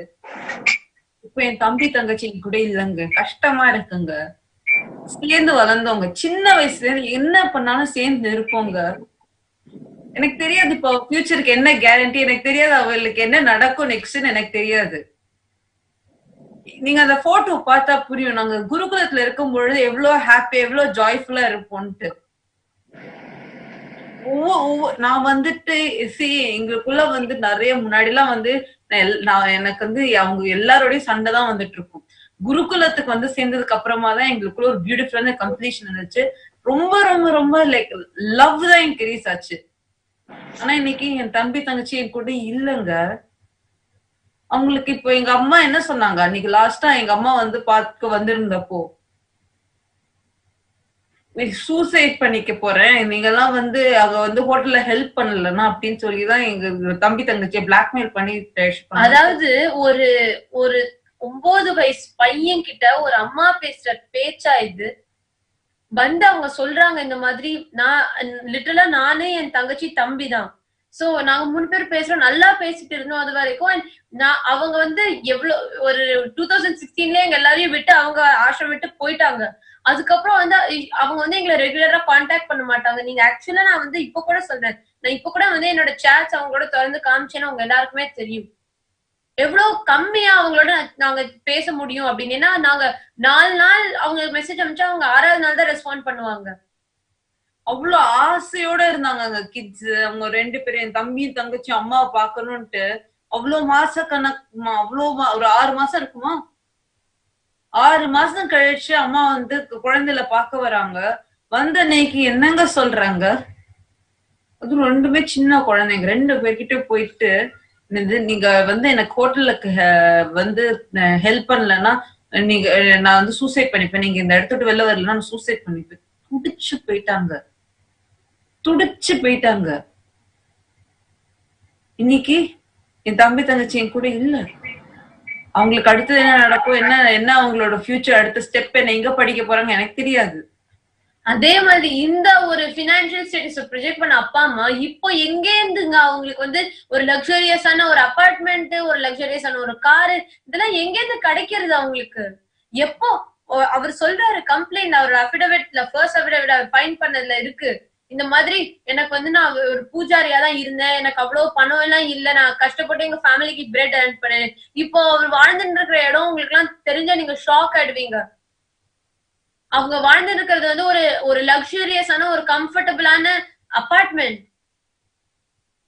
நித்யானந்திதா தத்துப்ரியா, I request the TV operator to kindly project the picture. இல்ல நிஜமா நீங்க எல்லாருமே பாக்கணும் ஆக்சுவலா. ஏன்னா வந்து அவங்க மீடியால காமிக்கிறதுங்க கம்ப்ளீட்டா ஒரு டிஃப்ரெண்டான ஒரு முகம். அதாவது மீடியால வந்துட்டு தான் ரொம்ப கஷ்டப்படுறேன்னு காமிக்கிறதும் நிஜமானுமே அவங்க வந்து எங்க இருந்தோ பணம் வந்து கறந்துட்டு இருக்காங்க. இல்லங்க, ஒரு பிரச்சனை நடந்துட்டு இருக்க பென்ஸ் கார்ல இருந்து இறங்குவாங்களா? அதுவும் அவ்வளவு கஷ்டப்படுறவங்க எங்க எங்க அப்பா பென்ஸ் கார் கிடைச்சது இல்ல. ரொம்ப ரொம்ப ரொம்ப நம்பிக்கை அப்படியே எப்படி இருக்கு தெரியுமா? உங்களை நம்பினதுக்கு அப்படியே வந்து பலர்னு செருப்பு எடுத்து நீங்க எங்களை அடிக்கிற மாதிரி இருக்குப்பா. அவ்வளவு வலிக்கிறது இல்ல. எங்களோட லைஃபை இப்படி ஒரு சிச்சுவேஷன்ல போட்டு ஒரு இன்டர்வியூ சொல்லுங்க, ஒரு இன்டர்வியூல எங்களை பத்தி நாங்க வந்து என்ன பண்ணிட்டு இருக்கோம் நாங்க சொல்றோம், ஒரு வாட்டியும் மீடியால சொல்றோம் நாங்க எங்களோட ஓன்ல இருக்கோம், நாங்க வந்து யாரோட சப்போர்ட்டும் இல்லாம இருக்கோம்ட்டு. ஒரு வாட்டி அத்தனை போஸ்ட் போடுறாரு எங்க அப்பா Facebookல. அவரோட Facebook போய் பார்த்தா தெரியும் உங்களுக்கு எல்லாம். எங்க அப்பா ஏகப்பட்ட போஸ்ட் போட்டிருக்காரு, எல்லாமே சுவாமிஜி அபியூஸ் பண்ணி போட்டிருக்காரு, எல்லாமே வந்து சுவாமிஜியை வந்து கேவலமான வார்த்தைகளை யூஸ் பண்ணி போட்டிருக்காரு. ஒரு போஸ்ட் இல்லங்க நாங்க என்ன பண்ணிட்டு இருக்கோம் அவருக்கு தெரியாது, நாங்க வந்து என்ன நல்லா இருக்கோமா இல்ல என்ன சாப்பிடுறதுக்கு ஏதாவது இருக்கா, எங்களுக்கு தங்குறதுக்கு இடம் இருக்கா, எந்த இடத்துல எப்படி இருக்கோம், ஒரு இடத்துல கூட அப்படி பேசலங்க, ஒரு இடத்துல கூட அப்படி பேசல. டிவோட்டிஸ் கேக்குறாங்க, டிவோட்டிஸ் எனக்கு மெசேஜ் அனுப்புறாங்க, அம்மா நீங்க நல்லா இருக்கீங்களா அம்மா, உங்களுக்கு வந்து இடம் இருக்காமா தங்குறதுக்கு, இல்ல வேணா எங்க வீட்டுல வந்து தங்கிக்கோங்கம்மா, டிவோட்டிஸ் அனுப்புறாங்க. எங்க அப்பா ஒரு மெசேஜ் கூட இல்லங்க. ரொம்ப ரொம்ப ரொம்ப கஷ்டமா இருக்கு, ரொம்ப ரொம்ப ரொம்ப கஷ்டமா இருக்கு இதெல்லாம் கேட்கும் பொழுது. நான் சொல்றது வந்துட்டு எனக்கு ஈஸின்னு கிடையாதுங்க. ஏன்னா இவ்வளவு ஒரு ப்ரீவியஸ் டே தான் வந்து அவ்வளவு துடிச்சிருக்காங்க இவங்க. Facebook லைவ்ல வந்து கதறி அழுதாங்க, என்ன விட்டுருங்க. என்ன போலீஸ் வந்து அவ்வளவு ஹராஸ் பண்ணிருக்காங்க, நடுராத்திரி அவங்க போலீஸ் ஸ்டேஷன் கூப்பிட்டாங்க, இந்த மாதிரிலாம் நடந்திருக்கு. மறுநாள் எங்க அப்பா வந்து அந்த இடத்துக்கு இறங்குறது எந்த கார்ல, பென்ஸ் கார்ல. அளவு இல்ல இதெல்லாம் என்ன எனக்கு தெரியல எப்படி சொல்றதுன்ட்டு. அவ்வளோ கஷ்டமா இருக்கு. நான் உங்கள்கிட்ட ஒன்னே கேட்கப்படுறேன். மனுஷர்கள் பல பேர் இதை கேட்கறாங்க. இப்ப நீங்க வந்து உங்களோட தங்கச்சியை பத்தியும் தம்பியை பற்றியும் ரொம்ப வருத்தப்படுறீங்க சரிங்களா? இப்போ ஆனா இப்போ நம்மளுக்கு என்ன கேள்வி நம்ம அன்பர்கள் கேக்குறாங்கன்னா, இப்போ நீங்க போனீங்க அப்படின்ற பட்சத்தில் உங்களையும் அதே மாதிரி பண்ணிடுவாங்களே, அதுதானே உங்க வாழ்க்கைக்கு மிகப்பெரிய டேஞ்சர். ஏன்னா இப்ப அவங்க வந்து உங்களை வந்து ஒரு பைத்தியக்கார ஹாஸ்பிட்டல்ல போட்டுட்டு இவங்க வந்து மூளை வந்து கசிந்தவர்கள், இவங்களுக்கு வந்து சுயமா யோசிக்க தெரியாது, இவனுங்கள் பைத்தியக்காரர்கள் அப்படின்னு சொல்லி பைத்தியக்கார ஹாஸ்பிட்டல்ல போட்டு உங்களை கூட்டிட்டாங்க அப்படின்னா என்ன நடக்கும்? உங்க வாழ்க்கை என்ன ஆகும்? நீங்க பிளானே அதுதான்மா, பிளானே அதுதான். அந்த வெளியில வந்து அந்த அவரோட லாயர் வெளில வந்து சொல்லும் போதுதான் எங்களுக்கே இந்த ஹோல் எல்லா பர்சனையும் கனெக்ட் பண்ண முடிஞ்சது. பிளானே அதுதான். வெளில வந்து ஏன்னா அவங்களுக்கு எங்க அப்பாவுக்கு நல்லா தெரியும் நாங்க 2 பேரும் சுவாமிஜி மேல ஒரு கேஸ் எல்லாம் கொடுக்கறதுக்கெல்லாம் ஒத்துக்க மாட்டோம்ட்டு. சோ நாங்க வந்துட்டு அதனாலதான் அவரால் அஃபிடவிட் இப்போ வரைக்கும் கொடுக்க முடியல. இல்லன்னா அஃபிடவிட் கொடுக்கறதுக்கு எவ்வளவு நேரம் ஆகும்? இல்லம்மா, ஆக்சுவலா அவர் Facebookல போடுற போஸ்ட் அதுக்கெல்லாம் ஒரு டைம் இருக்கு. அவரோட இங்கிலீஷ் அவர் ஆர்டிகுலேட் பண்ற போஸ்ட், அவர் எக்ஸ்பிரஸ் பண்ற விதம் எல்லாம் நல்லா இருக்கு. அவருக்கு வந்து அவதூறா போட்டோஸ் எடிட் பண்ணி போடுறதுக்கெல்லாம் நேரம் இருக்கு. ஆனா நாங்க கேக்குறது ஒண்ணே ஒண்ணு, ஒரு ரிட்டன் அஃபிடவிட் எங்களை சுவாமிஜிக்கு எதிராக பயன்படுத்த மாட்டாங்க அப்படின்னு சொல்லிட்டு. இது வரைக்கும் அவரால் ஏன் ஒரு அஃபிடவிட் கூட கொடுக்க முடியல? இதுக்கு மேல அவர் கொடுத்தாலும் நாம எல்லாம் இவ்வளவு டிமாண்ட் பண்ண நேரத்துல வந்து அவர் திட்டம் போட்டு ஏதாச்சும் இது பண்ணி கொடுப்பாரு. ஆனா ஏன் இது வரைக்கும் அவரால் ஒரு அஃபிடவிட் கொடுக்க முடியல? அவரால் இது வரைக்கும் நாங்க இவ்வளவு இன்டர்வியூஸ் கொடுக்கறாரு. ஒரு 100 இன்டர்வியூஸ் கொடுத்திருக்காருன்னா அத வந்து 10 இன்டர்வியூல தான் அதுவும் கடைசி 2 பாயிண்டா எங்களை பத்தி பேசுவாரு. ஆனா இது வரைக்கும் இவ்வளவு இன்டர்வியூஸ்ல கூட அவரால அஃபிடவிட்ட பத்தி ஆன்சர் பண்ண முடியல. அவரோட லாயர் ஓப்பனா வந்து பப்ளிக்கா த்ரெட்டன் பண்றாரு, எங்களை மென்டல் அசைலம் அழைச்சிட்டு போவாங்க அப்படின்னு சொல்லிட்டு. இதுதாங்க எங்க ஃபியூச்சர் சைக்காட்ரிக்ஸ் என்னங்க ஆகும்? இப்போ எங்க அப்பா வந்து வெளில எங்களை போயிட்டு நாங்க அங்க இந்தியா வந்தோம்னா யாரெல்லாம் நிறைய அன்பர்கள் சொல்றீங்க இந்தியா வந்து ஜஸ்ட் அப்பா அம்மாவை பாத்துட்டு போனா இந்த ஒரு பிரச்சனை முடிஞ்சிருமே, ஜஸ்ட் என்ன உங்க அப்பா அம்மா ஒரே ஒரு ஹக் பண்ணிட்டு போங்க, என்ன ஆக போறதுன்னு சொல்லி கேக்குறீங்க. நான் சொல்றேங்க, போன என்ன மென்டல் அசைலம் தள்ளி விடுவாங்க. கஷ்டமா இருக்கு. ஏன் எனக்கு எந்த முன்னாடி வந்து இதே நானு ஒரு மாசம் முன்னாடி கேட்டிருந்தீங்கன்னா கூட சேச்சே எங்க அப்பா அப்படிலாம் யோசிக்க மாட்டாரு, எங்களை வந்து அந்த மாதிரிலாம் பண்ண வைக்க மாட்டாருன்னா நான் சொல்லிருப்பேங்க. ஆனா இப்ப சொல்றேன், அவர் வந்து எங்களோட போட்டோஸ போட்டு ஒரு கேவலமான விபச்சாரம் மாதிரி பேசினாரோ, எங்களோட போட்டோ பேக்ரவுண்ட்ல போட்டு 20 வயசு 18 வயசு இன்னி வரைக்கும் ஒரு பாய் ஃப்ரெண்ட் அந்த மாதிரி எல்லாம் வச்சுனது கிடையாது, வச்சுக்கிறதுக்கு இன்ட்ரெஸ்டும் கிடையாது. ஆனா எங்களை பத்தி கேவலமா விபச்சாரிகள்ங்கிற மாதிரி அவர் பேசிட்டு பின்னாடி வந்து எங்களோட படத்தை போட்டு உட்கார்ந்து இருக்கிற அப்பா என்னைக்கு வந்து எங்களை பத்தி அதாவது ரொம்ப ரொம்ப கேவலமா எங்க கருப்பை பத்தி எல்லாம் பேசினாரோ அன்னைக்குதான் தெரிய வந்துச்சு இவ்வளவு சீப்பா எங்க அப்பாவால போக முடியறதுன்ட்டு. என்னங்க நடக்கிறது இங்க? ஆனா இவ்வளவு கத்தின்னு இருக்கிற எங்களுக்கு நியாயம் கிடையாது, இவ்வளவு பேசிட்டு இருக்கிற எங்களுக்கு வந்துட்டு லைக் மக்களுக்கு லைக் மீடியால எங்களை பத்தி பேசக்கூட மாட்டேங்கிறாங்க. இந்த மாதிரி என்ன நடந்துட்டு ஏன் எங்க அப்பாவால ஒரு அஃபிடவிட் கொடுக்க முடியல? இல்ல உங்களை வந்து இப்போ கோர்ட் ஆர்டருக்கும் அகெயின்ஸ்டா இப்ப எங்களுக்கு எங்க ஒரு மிகப்பெரிய ஒரு பாயிண்ட் நம்ம அன்பர்கள் நீங்க நோட் பண்ணணும்னா, ஓகே இது வரைக்கும் அவங்களை வந்து பிரெயின் வாஷ் பண்ணிருக்கேன்றாங்க, அவங்களுக்கு வந்து முளைச்சலை பண்ணப்பட்டிருக்கு, அவங்க இந்த மாதிரி பேசுறாங்க அப்படின்னு சொல்றாரு. அவரோட சுய ஸ்டேட்மெண்டாக இருந்தது. ஆனா இதுல ஒரு முக்கியமான விஷயம் என்னன்னா, கோர்ட்டே ஆர்டர் கிளியரா கொடுத்துருச்சு இல்லைங்களா? கோர்ட் என்ன ஆர்டர் கொடுத்துருக்கு, இந்தியன் ஹை கமிஷன்ல போய் அவங்க வந்து இந்த மாதிரி ஒரு ஸ்டேட்மெண்ட் கொடுத்துட்டா போதும், அதை நம்ம கோர்ட் ஒத்துக்குன்ற மாதிரி கோர்ட்டு சொல்லியாச்சு. கோர்ட்டு சொன்னதுக்கு அப்புறமும் இந்த வாக்கியம் சொல்லும் பொழுதுதான் ஒரு மிகப்பெரிய டேஞ்சர். இதெல்லாம் வந்து நம்ம அன்பர்கள் பார்த்து பல பேர் கேட்கிறாங்க, என்ன மாதிரி கோர்ட்டை அவதூறு பண்ணி இவ்வளவு தெனாவட்டாக பேசுகின்றாரே, அப்ப அவருக்கு பின்னாடி இருக்கிற பலம் என்ன, யாரு சப்போர்ட் பண்றாங்க, அப்ப இந்த பிள்ளைங்களுக்கு இந்தியாவை தயவு செய்து அனுப்பிச்சிடாதீங்க அப்படின்னு சொல்றாங்க. அப்ப கூட நம்ம சொன்னோம் இல்லைங்க, அந்த பிள்ளைங்க நம்ம சைட்ல இல்லாது, அவங்களா அவங்க வாழ்க்கை தனியா தான் இருக்காங்கன்ட்டு. அப்ப அவங்க அன்பர்கள் நம்மள்ட்ட கேட்டுக்கிட்டாங்க, நீங்க தயவு செய்து எப்படியாவது அவங்களுக்கு மெசேஜ் பாஸ் பண்ணி இந்தியாவுக்கு போக வேண்டாம் அப்படின்னு அவங்க நம்ம பல அன்பர்கள் நம்மளுக்கு வந்து கடிதம் எழுதி சொல்றாங்க. ஏன்னா அவங்களுக்கு வந்து டைரக்டா அந்த பிள்ளைங்களை எப்படி தொடர்பு கொள்வது என்று தெரியவில்லை. அவங்க என்ன சொல்றாங்க, இப்பதான் அவங்களை போக சொல்றீங்க, அவங்க வாழ்க்கையை நாசம் பண்றதுக்கு தான் பிளான் பண்ணிக்கிட்டு இருக்காங்க. ரொம்ப தெளிவா சொல்றாங்க, கோர்ட்டே பாதுகாப்பு கொடுத்தாலும் கோர்ட்டே அவங்களை அனுப்பி வச்சாலும் ஆர்டர் வந்ததுக்கு அப்புறம் கூட அவங்க ஒரு மென்டல் அசைல ஒரு பைத்தியக்கார ஆஸ்பத்திரியில தான் அவங்க சேர்க்கிற மாதிரி பிளான் பண்ணியிருக்காங்க. அப்ப வேற வழியே இல்லாம நம்ம இந்த பைத்தியக்கார ஹாஸ்பிட்டல்ல மத்த பைத்தியங்களோட இருந்தா என்ன ஆகும்? நம்ம மூளையும் மங்கி போய் அப்புறம் நம்ம என்னதான் சரி நம்ம பைத்தியமா ஒத்துக்காம இருக்கிறதுக்காக சரி சாமி மேல ஒரு அவதூறு கொடுத்தாக்கா நம்மள அங்கேயிருந்து வெளியிடுவாங்கன்ற மாதிரி ஃபோர்ஸ் பண்ணி பிளான் பண்றாங்க ஒரு கான்ஸ்பைரா. இன்னொரு விஷயம் ஆக்சுவலா அந்த அளவுக்கு கூட இல்லம்மா, கான்ஸ்பிரசி அந்த மாதிரி கூட இல்லம்மா. அவங்களோட சதித்திட்டம் என்னன்னா, எங்க அப்பா வந்துட்டு என்னோட மகள்கள் இப்படிதான் சொல்றாங்க, அவங்க வெளில வந்து சொல்லக்கூடாதுன்னு நினைக்கிறாங்க, ஆனா நான் இதுதான் வந்து அவர் இந்த மாதிரி எல்லாம் பண்றாருன்னு ஒரு பொய்யான அவரு எங்க பேர்ல குற்றச்சாட்டு கொடுப்பாரு. நாங்க கொடுக்க மாட்டோம், என்னன்னாலும் நாங்க கொடுக்க மாட்டோம்னு அவருக்கு தெரியும். அதனாலதான் வந்து எங்களை மென்டல் ஹாஸ்பிட்டல் தள்ளி விட்டா எங்களை கோர்ட்ல வந்து ப்ரொடியூஸ் பண்ண முடியாது, நாங்க கோர்ட்ல எங்க சைட்லன்னு சொல்றதுக்கு எதுவுமே இருக்காதுன்ட்டு. என்னங்க நடந்துட்டு இருக்கீங்க? நீங்க சாமிஜி எதுவும் பண்ணலன்னா இல்ல இவங்க மூளைச்சலவை பண்ணப்பட்டிருக்காங்க அதனால இப்படி பேசுறாங்க அப்படின்ற மாதிரி சொல்லி அதை வலுப்படுறதுக்காக பிளான் பண்ணிக்கிட்டு இருக்காங்க. ரொம்ப தெளிவா தெரியுது. மூல செலவைன்னு சொல்லி மழுப்புறது கூட ஒரு கட்டங்க.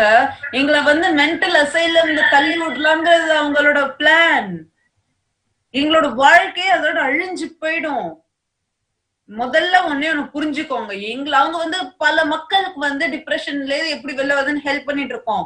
மக்கள் எத்தனையோ பேர் எங்களை டேக் எல்லாம் பண்ணி போஸ்ட் எல்லாம் போட்டிருக்காங்க. சுவாமிஜி கொடுத்துருக்கிற உயர்ஞான சத்தியங்கள் மூலமா அவங்களோட வாழ்க்கைக்கு நாங்க ஹெல்ப் பண்ணிருக்கோம். அப்படி எங்களை முதல்ல வந்து எங்களுக்கு வந்து மென்டல் கவுன்சிலிங் தேவைன்னு சொல்றது ரொம்ப ரொம்ப ரொம்ப எங்களை அவதூறு பண்றது. ஒரு அப்பாவா இருந்து எங்களை அவதூறு பண்றாரு. அது மட்டும் இல்ல, நான் இன்னொன்னு என்னன்னா, அவரோட பிளான் என்ன, டிவில இவ்வளோ இதுவோட அதுவும் அவரோட வக்கீல் சொல்றாரு. இதெல்லாம் ரொம்ப நோட் பண்ண வேண்டிய சில பாயிண்ட்ஸ். வக்கீல் எல்லாம் வந்து அவ்வளவு ஈஸியா எந்த ஸ்டேட்மெண்ட் வெளில சொல்லிட மாட்டாங்க. லாயர்ஸ் எல்லாம் வந்து அவ்வளவு கால்குலேட்டிவாக தான் வேர்ட்ஸ் யூஸ் பண்ணுவாங்க. ஏன்னா அவங்க சொல்ற ஒவ்வொரு வேர்ட்ஸும் அவங்களுக்கு தெரியும், அவங்களோட கேரியரே அது எஃபெக்ட் பண்ணும், அவங்க வாதாடுற கேஸ் அதை எஃபெக்ட் பண்ணும்ட்டு. அவரே வந்து அந்த ஃபில்ட்ரேஷன் எல்லாம் பண்ணி எங்களுக்கு மென்டல் கவுன்சிலிங் சொல்லி நிறுத்திட்டாரு. அவங்களோட பிளான் அது கிடையாது. எங்களை வந்து அவங்க போய் மென்டல் அசைலம்ல தள்ளி விடுறதா அவங்களோட பிளான். ஏன்னா ஒன்ஸ் மென்டல்னு நாங்க எங்களை லேபிள் போட்டாக்க நாங்க பேசுறது எதுவும் செல்லாது. தத்துவப்பிரியா, நீங்க சொல்றப்போ ஒரு 3 பாயிண்ட் எனக்கு வந்து தத்துவப்பிரியா நீங்க சொல்றப்ப எனக்கு ஒரு 3 பேரை வந்து ரொம்ப டவுட் பண்ண வேண்டிய ஒரு ஆளு. ஃபர்ஸ்ட் வந்து யாருன்னு பாத்தீங்கன்னா அப்பாவும் அம்மாவும். இவங்க வந்து நம்மளுக்கு முன்னாடியே வந்து உங்களுக்கு த்ரெட்டனிங் கொடுத்திருக்காங்க. எப்படி 9 வயசு பையனுக்கு வந்து ஒரு 9 வயசு பையனுக்கு வந்து நீ வா இல்லைன்னா நான் சூசைட் பண்ணிக்கன்னு அவனுக்கு அந்த பையனுக்கு வந்து லைஃப் த்ரெட் கொடுக்குறாங்க. அதுக்கப்புறம் அப்பா அவங்கள பிளாக்மெயில் பண்ணி நீ வெளியே வான்னு சொல்றாங்க. அதுக்கப்புறம் நீங்க பாத்தீங்கன்னா 2 பேரு ஒரு லாயர் எடுத்து இந்த கேஸ்ல வந்து எப்படியாவது அவர் போய் கேஸ்ல வந்து எப்படியாவது ஜெயிக்கணும்னு பாக்குறாரு. அதுக்கப்புறம் கோர்ட் அதுக்கப்புறம் ஆர்டர் கொடுத்துருச்சு, இந்த மாதிரிதான் நடக்கும், பிள்ளைங்களை வந்து இந்த ஒரு இந்தியன் கமிஷன் இதுல வந்து நம்ம போயிட்டு அவங்க சொல்லிட்டாங்கன்னா முடிஞ்சுதுன்ட்டு. அதுக்கப்புறம் 3வது ஆள் யாருன்னா ரிபப்ளிக் அந்த நியூஸ் சேனல். ஒரு தப்பான ஒரு லாயர் வந்து அகேன்ஸ்டா ஒரு கோர்ட் ஆர்டர் மீறி பேசுறாங்க. அந்த மீறி பேசுறது வந்து ஓப்பனா அவ்வளோ ஒரு தைரியத்தோட இந்த நியூஸ வெளியிடுறாங்க. அந்த நியூஸ் சேனல் மேல எனக்கு பயங்கரமா டவுட் இருக்கு. இந்த 3 பேருக்கு பின்னாடி யாரு? சரியா சொன்னீங்கம்மா. ஏன்னா இந்த 3 பேருக்கு இந்த மொத்த சதித்திட்டத்துக்கு பின்னாடி யாருன்னு தான் நம்ம எல்லாரோட கேள்வியாவும் இருக்கு. இப்ப நாங்க நான் இன்னொன்னு சொல்றேங்க, நாங்க உங்களுக்கு லைவா சொல்லிட்டே இருக்கிறதுனால மேபி உங்களுக்கு எல்லாம் வந்து இதுல இருக்கிற சில நியூஆன்சஸ், அதுவும் அத்தனை கண்டென்ட் எங்க அப்பா ரிலீஸ் பண்ணி கூட நாங்க சொல்றதுல வந்து எங்களோட உண்மையான உணர்வுகளை ஷேர் பண்றதால கண்டிப்பா உங்களுக்கு எங்க சைட் புரியும், என்ன நடக்குதுன்னு கொஞ்சமாவது அட்லீஸ்ட் கொஞ்சமாவது உங்களுக்கு அதோட நுவான்சஸ் எல்லாம் புரியும்.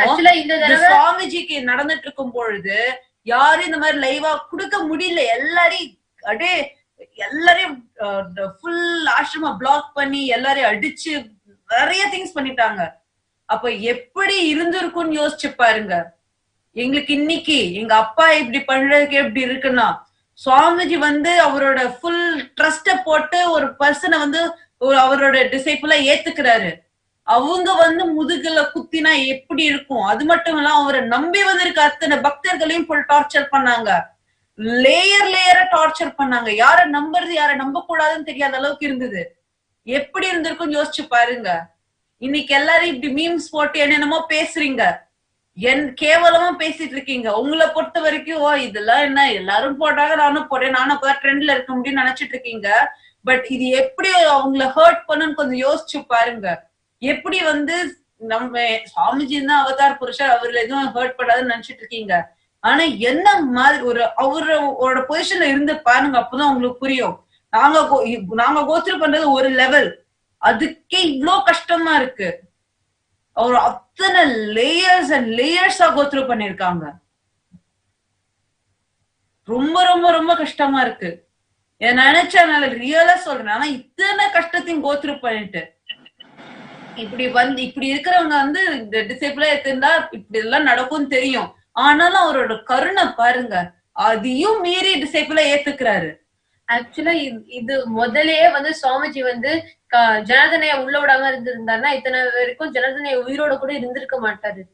ஜஸ்ட் அவரோட கஞ்சன், அவரு சுவாமிஜி எங்களுக்கு கொடுத்த அந்த கமிட்மெண்ட், அதாவது அவருக்கு இருக்கிற கமிட்மெண்ட். அவர் அப்கோர்ஸ் நாங்க தான் சுவாமிஜி கமிட்மெண்ட் கொடுத்து எங்க ஃபேமிலியோட இருப்போம்னு. ஆனா அந்த ஒரு கமிட்மெண்ட்டை காப்பாத்துறதுக்கு அவரு அந்த கொடுத்த அந்த ஸ்பேஸ், அந்த பீயிங்க்கு அவர் அந்த இன்டெகிரிட்டிய காப்பாத்துறதுக்கு மட்டுமே இது வரைக்கும் அவர் இன்னும் அந்த கம்பேஷனோட வெயிட் பண்றாருங்க. நான் அது நிஜமாலுமே நம்ம ஒரு விஷயம். அது மட்டும் இல்லாம இந்த விஷயத்துல நாங்க டிரான்ஸ்பரண்டா இருந்தனாலதான் எங்களுக்கு இது ஒரு பெரிய ஹெல்ப்பா இருக்கு. இல்லாட்டி ஒரு விஷயமும் இப்ப நாங்க பேசும் பொழுதே மீடியா இவ்வளவு மேனிபுலேட் பண்ணி சொல்றாங்க. நாங்க இப்படி பேசும்பொழுது எங்க அப்பா எங்களோட சொந்த அப்பா இவ்வளவு தப்பா அவதூறா எங்களை பத்தியே மேனிபுலேட் பண்ணி பிரசன்ட் பண்றாங்க. ஆனா இப்பவே இந்த எக்ஸ்டென்ட் போறாங்கன்னா நாங்க வீடியோ பண்ணலனாலோ இல்ல நாங்க பேசுறனால இன்னும் எவ்வளவு எக்ஸ்டென்ட்க்கு அவங்களால மேனிபுலேட் பண்ணிருப்பாங்க நீங்களா யோசிச்சு பாருங்க. இத கேக்குறீங்க, நிறைய பேர் கேக்குறீங்க இந்த மாதிரி ஏன் நீங்க எல்லாம் ஜஸ்ட் இவ்வளவு எங்கேயோ உட்காந்து வீடியோ பண்றதுக்கு பதிலா இந்தியாவுக்கு ஒரே ஒரு வாட்டி ஏதாவது ஒரு பெரிய மீடியா சேனல்ல பண்ணுங்கன்னு சொல்றீங்கல்ல. அந்த மீடியா சேனல்ஸ்க்கு எங்க கதி என்னன்னு யோசிச்சு பாருங்க. ஒரு ரிபப்ளிக் டிவியால இவ்வளோ தெனாவட்டோட கோர்ட்டுக்கு எதிரா, கோர்ட்டுங்கிறது ஒரு பவர்ஃபுல்லான ஜுடிஷியல் பாடி, நம்ம எல்லாருக்குமே தெரிஞ்ச ஒரு விஷயம். சிவிக்ஸ்ல எல்லாம் படிச்சிருக்கோம், பிராக்டிகலாவும் பார்த்திருக்கோம். அப்படி ஒரு கோர்ட்டோட ஆர்டரையும் நான் எதிர்த்து போவேன்னு சொல்றாரு ஒரு வக்கீல், லாயர். இதெல்லாம் ஒரு பாயிண்ட்ஸ் டு பி நோட்டடுங்க. ஒரு லாயர் அவ்வளவு தைரியமா நான் ரெண்டு கோர்ட்டையும் எதிர்த்து போவேன், அவங்கள மென்டல் அசைலம்ல மென்டல் கவுன்சிலிங் அழைச்சிட்டு போவேன்னு சொல்றாரு. ஜஸ்ட் யோசிச்சு பாருங்க. அதையும் ஒரு டிவி போடுறது. ஃபர்ஸ்ட் ஆஃப் ஆல் ஒரு மீடியா சேனல் போட்டா அந்த மீடியா அது மீடியாவோட எத்திக்ஸ்ல ரொம்ப ரொம்ப ரொம்ப தவறான ஒரு விஷயம். ஆனா அந்த மீடியா சேனல் போடுறது ஆர்டிக்கலா வேற பப்ளிஷ் பண்றது. பாருங்க, இதுல எத்தனை பேர் இன்வால்வ் ஆயிருக்காங்க. நாங்க ஏதாவது ஒரு மீடியா சேனல்ல உட்கார்ந்துருந்தாலும் எங்களை எங்க அப்பா கிட்ட சொல்லுவாங்க, நாங்க இங்கதான் இருக்கோம், அவங்க எங்களை கடத்திட்டு தான் போவாங்க. இதெல்லாம் எப்ப நடக்கிறது? போலீஸ் ப்ரொடெக்ஷன் கொடுக்கணும்னு சொல்லி கோர்ட் ஆர்டர் பண்றது. கோர்ட் ஆர்டர் பண்ணதுக்கு அப்புறம் கூட போலீஸ் இதுக்கு உடன்பாதான் இருக்காங்க. நான் கேக்குறேன், எனக்கு ப்ரொடெக்ஷன் கிளியரா சொல்லுங்க, என்னென்ன மாதிரி ப்ரொடெக்ஷன் கொடுப்பீங்கன்னு என்கிட்ட சொல்லுங்க. நான் கேக்குறேன், போன்ல நான் கேக்குறேன், எனக்கு கிளியரா எனக்கு சொல்லுங்க. இல்லைன்னா நீங்க ஏதாச்சும் ஒரு கிரே ஸ்பாட் வச்சு அதை மாத்திடுவீங்க, எனக்கு அந்த மாதிரி வேணாம்னு நான் சொல்றேன். அவங்க இல்ல நீங்க வாங்க, நீங்க ஏர்போர்ட்ல இருந்து இறங்குறப்ப எங்க ஆளுங்க இருப்பாங்க, நீங்க கோர்ட்ல வரும்போது எங்க ஆளுங்க இருப்பாங்க. அப்ப நடுவுல எங்களை யாராச்சும் கடத்திட்டு போயிட்டாங்கன்னா இது கோர்ட் ஆர்டர் பண்ணதுக்கு அப்புறமா இதெல்லாம் நீங்க ரொம்ப ரொம்ப ரொம்ப ரொம்ப நோட் பண்ண வேண்டிய விஷயங்கள். நான் இது எல்லாம் ஏன் ஸ்பெசிபிக்கா சொல்றேன்னா, ஏன்னா நீங்க பல மக்கள் கேக்குறீங்க, இந்த மாதிரி பண்ணிருக்கலாமே அந்த மாதிரி பண்ணிருக்கலாமே. இல்லங்க, இந்தியா வர்றதுக்கே எங்களுக்கு என்னோட தாய்நாட்டை விட்டு எனக்கு வாழறதுக்கு இஷ்டம் நினைக்கிறீங்களா? அங்கதாங்க வளர்ந்துருக்கேன், 19 வருஷம் அங்கதான் இருந்திருக்கேன். அது மட்டும் இல்லமா, நீங்க இன்னைக்கு நம்ம ஒரு சப்போர்ட்டுமே இல்லாம இன்னைக்கு நம்ம இப்படி அலைஞ்சுட்டு இருக்கோம் லிட்டரலா. நான் அவங்க அன்னைக்கு என்ன த்ரெட் பண்ணது, போலீஸே ஓப்பனா அந்த நம்ம ஆதினம் கேம்பஸ் என்ன த்ரெட்டன் பண்ணதுல இருந்து இது வரைக்கும் லிட்டரலா அங்க நான் என்னோட சேஃப்டிக்காகவும் என்னோட உயிருக்காகவும் நான் ஓடி இருக்கேன். நான் கண்டிப்பா எனக்கு சங்கா இப்ப நான் போக கூடாது, ஏன்னா அது எனக்கு சரியான டைம் இல்ல. ஏன்னா என்னால சங்காக்கு இன்னும் பிரச்சனை வரக்கூடாது, நான் இப்ப செப்பரேட்டா இருக்கேன். ஆனா அதையும் தவிர்த்து என்னால டிவோட்டிஸ்க்கு இன்னும் பிரச்சனை வரக்கூடாதுன்னா எங்களால எந்த டிவோட்டிஸோட சப்போர்ட்டும் எடுத்துக்க முடியல. ஏன்னா அவ்வளவு பேர் ஒரு இது எடுத்தா கூட மீடியா லிட்டரலா அவங்க எல்லாம் ஹவுண்ட் பண்ணுது, லிட்டரலா அவங்க எல்லாம் பின்னாடி தாக்குறது அவங்கள ரொம்ப.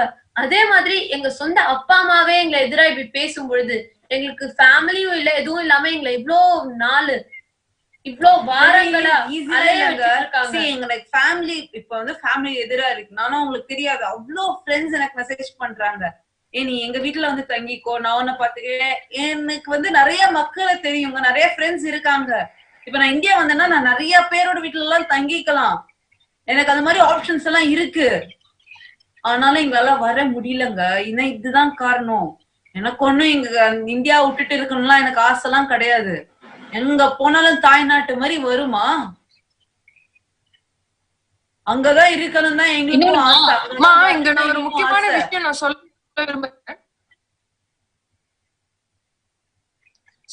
ஒரு முக்கியமான விஷயம் சொல்ல விரும்புறேன். எல்லா மீடியால இதுலயும் போயிட்டு அவர் ஒரே ஒரு விஷயம் மட்டும் அவர் கிளியரா சொல்றாரு, அவர் எனக்கு உயிர் கொடுத்திருக்காரு, ஆமா சரிதான், அவர் எனக்கு உயிர் கொடுத்திருக்காரு, ஆமா சரிதான். எல்லாரும் நம்மளுக்கு பாக்குறவங்க எல்லாத்துக்குமே தெரியும், உயிர் வந்து நம்மளுக்கு கொடுக்கறதோ வந்து நம்மளுக்கு உரிமை இல்ல.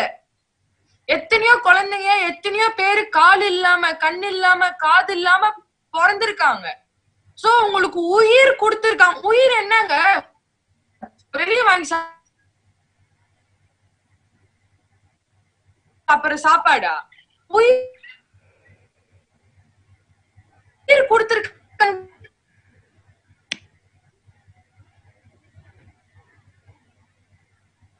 உயிர் கொடுத்திருக்கேன். மாநில சிவயோகானந்தா உங்க ஆடியோ கொஞ்சம் டிராப் ஆகுது, நீங்க உங்க ஆடியோ பிக்ஸ் பண்ணணும். மாநில சிவயோகானந்தா உங்க ஆடியோ கொஞ்சம் டிராப் ஆகுதுமா நீங்க பேசும் பொழுது.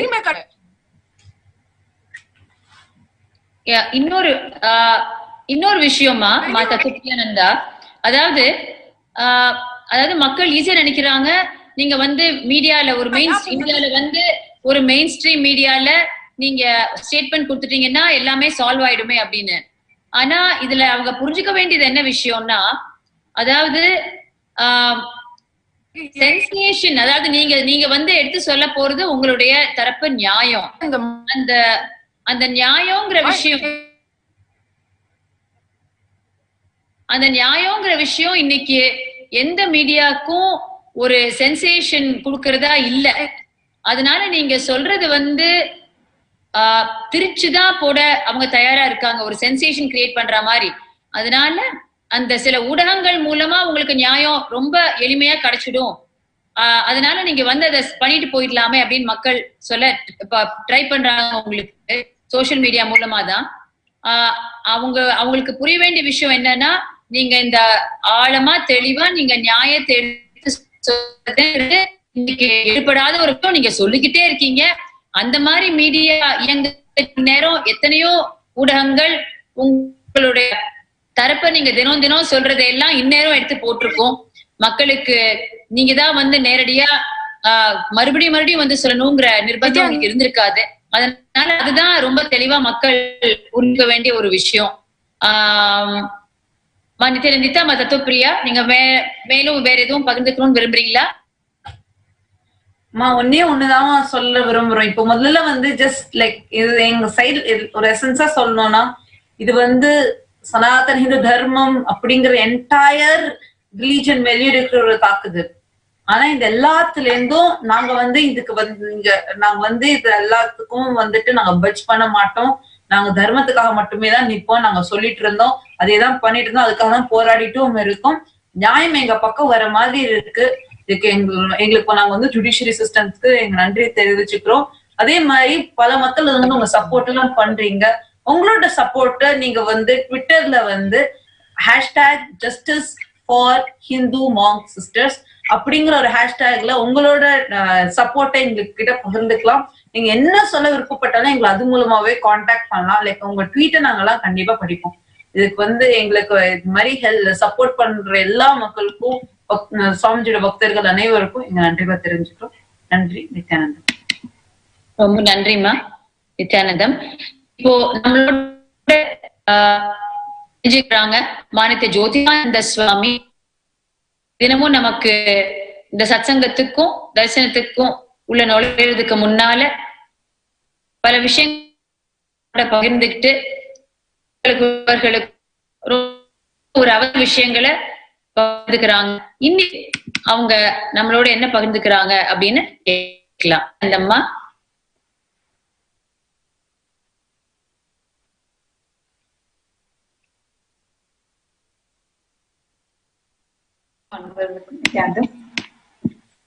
இன்று நம்ம எல்லோருடனும் ஒரு அருமையான விஷயம் பகிர்ந்துக்கணும் அப்படின்னு சொல்லி நினைக்கிறேன். என்னன்னா, நம்மளுடைய பகவான் ஸ்ரீ நித்யானந்த பரமசிவம் இந்த அற்புதமான சங்கத்தை, அதாவது இந்த ஜீவன் முக்த சமுதாயம் மலர்வதற்காக ஒரு அருமையான சங்கத்தை உருவாக்கிய நாள் தான் நாளைக்கு. அந்த நாளை பற்றி நாம் தெரிந்து கொள்வதற்கு முன்பாக ஒரு சில சத்தியங்களை பக்தர்களோட பகிர்ந்துக்கணும்னு நினைக்கிறேன். என்னன்னா, ஒரு புராண கதை ஒன்று நடந்த சம்பவம். ஒரு முறை பிரம்மாவிற்கும் விஷ்ணுவிற்கும் பிரச்சனை ஒன்று வருகிறது. யார் பெரியவர், யார் உயர்ந்தவர் அப்படின்னு சொல்லி. அப்பொழுது இருவருமே சிவபெருமானிடம் செல்கிறார்கள். அப்ப சிவபெருமான் ஒரு யாரு பெரியவங்க அப்படின்றத தெரிஞ்சுக்கணும்னா கட்டாயமாக ஏதாவது ஒரு போட்டி வைக்க வேண்டும் அப்படின்னு சொல்லிட்டு ஒரு போட்டி வைக்கிறார். அவர் சொல்றாரு என்னன்னா, நான் ஒரு மிகப்பெரிய ஜோதி ஸ்தம்பமாக நான் நிற்க போகிறேன். யார் என்னுடைய தலையையும் என்னுடைய பாதத்தையும் திருவடியையும் முதலில் கொள்கிறார்களோ அவர்கள் தான் உயர்ந்தவர்கள் அப்படின்னு அந்த போட்டியை துவக்குகிறார் பெருமான். அன்னபக்ஷியாக மாறி பிரம்மா மேல் நோக்கி செல்கிறார், நான் தலையை தொழுகிறேன் அப்படின்னு சொல்லிட்டு. அதே போல வராகமாக மாறி விஷ்ணு பாதாளத்தில் பூமியை தோண்டி அவருடைய திருவடியை காண்பதற்காக செல்கிறார். பல யுகங்களாக இது நடந்து கொண்டே இருக்கிறது. அவங்களும் போயிட்டே இருக்காங்க. அவர்களுடைய விஷ்ணு ஒரு முடிவுக்கு வந்துடுறாரு, இதுக்கு மேல நம்மளால இன்னும் ட்ரை பண்ண முடியாது அப்படின்னு சொல்லிட்டு அந்த இடத்தில் ஒரு மணியை கட்டி விட்டு வந்து விடுகிறார். அதே போல பிரம்மாவும் ஒரு தாளம்பூவை பொய் சாட்சியாக எடுத்து வருகிறார்.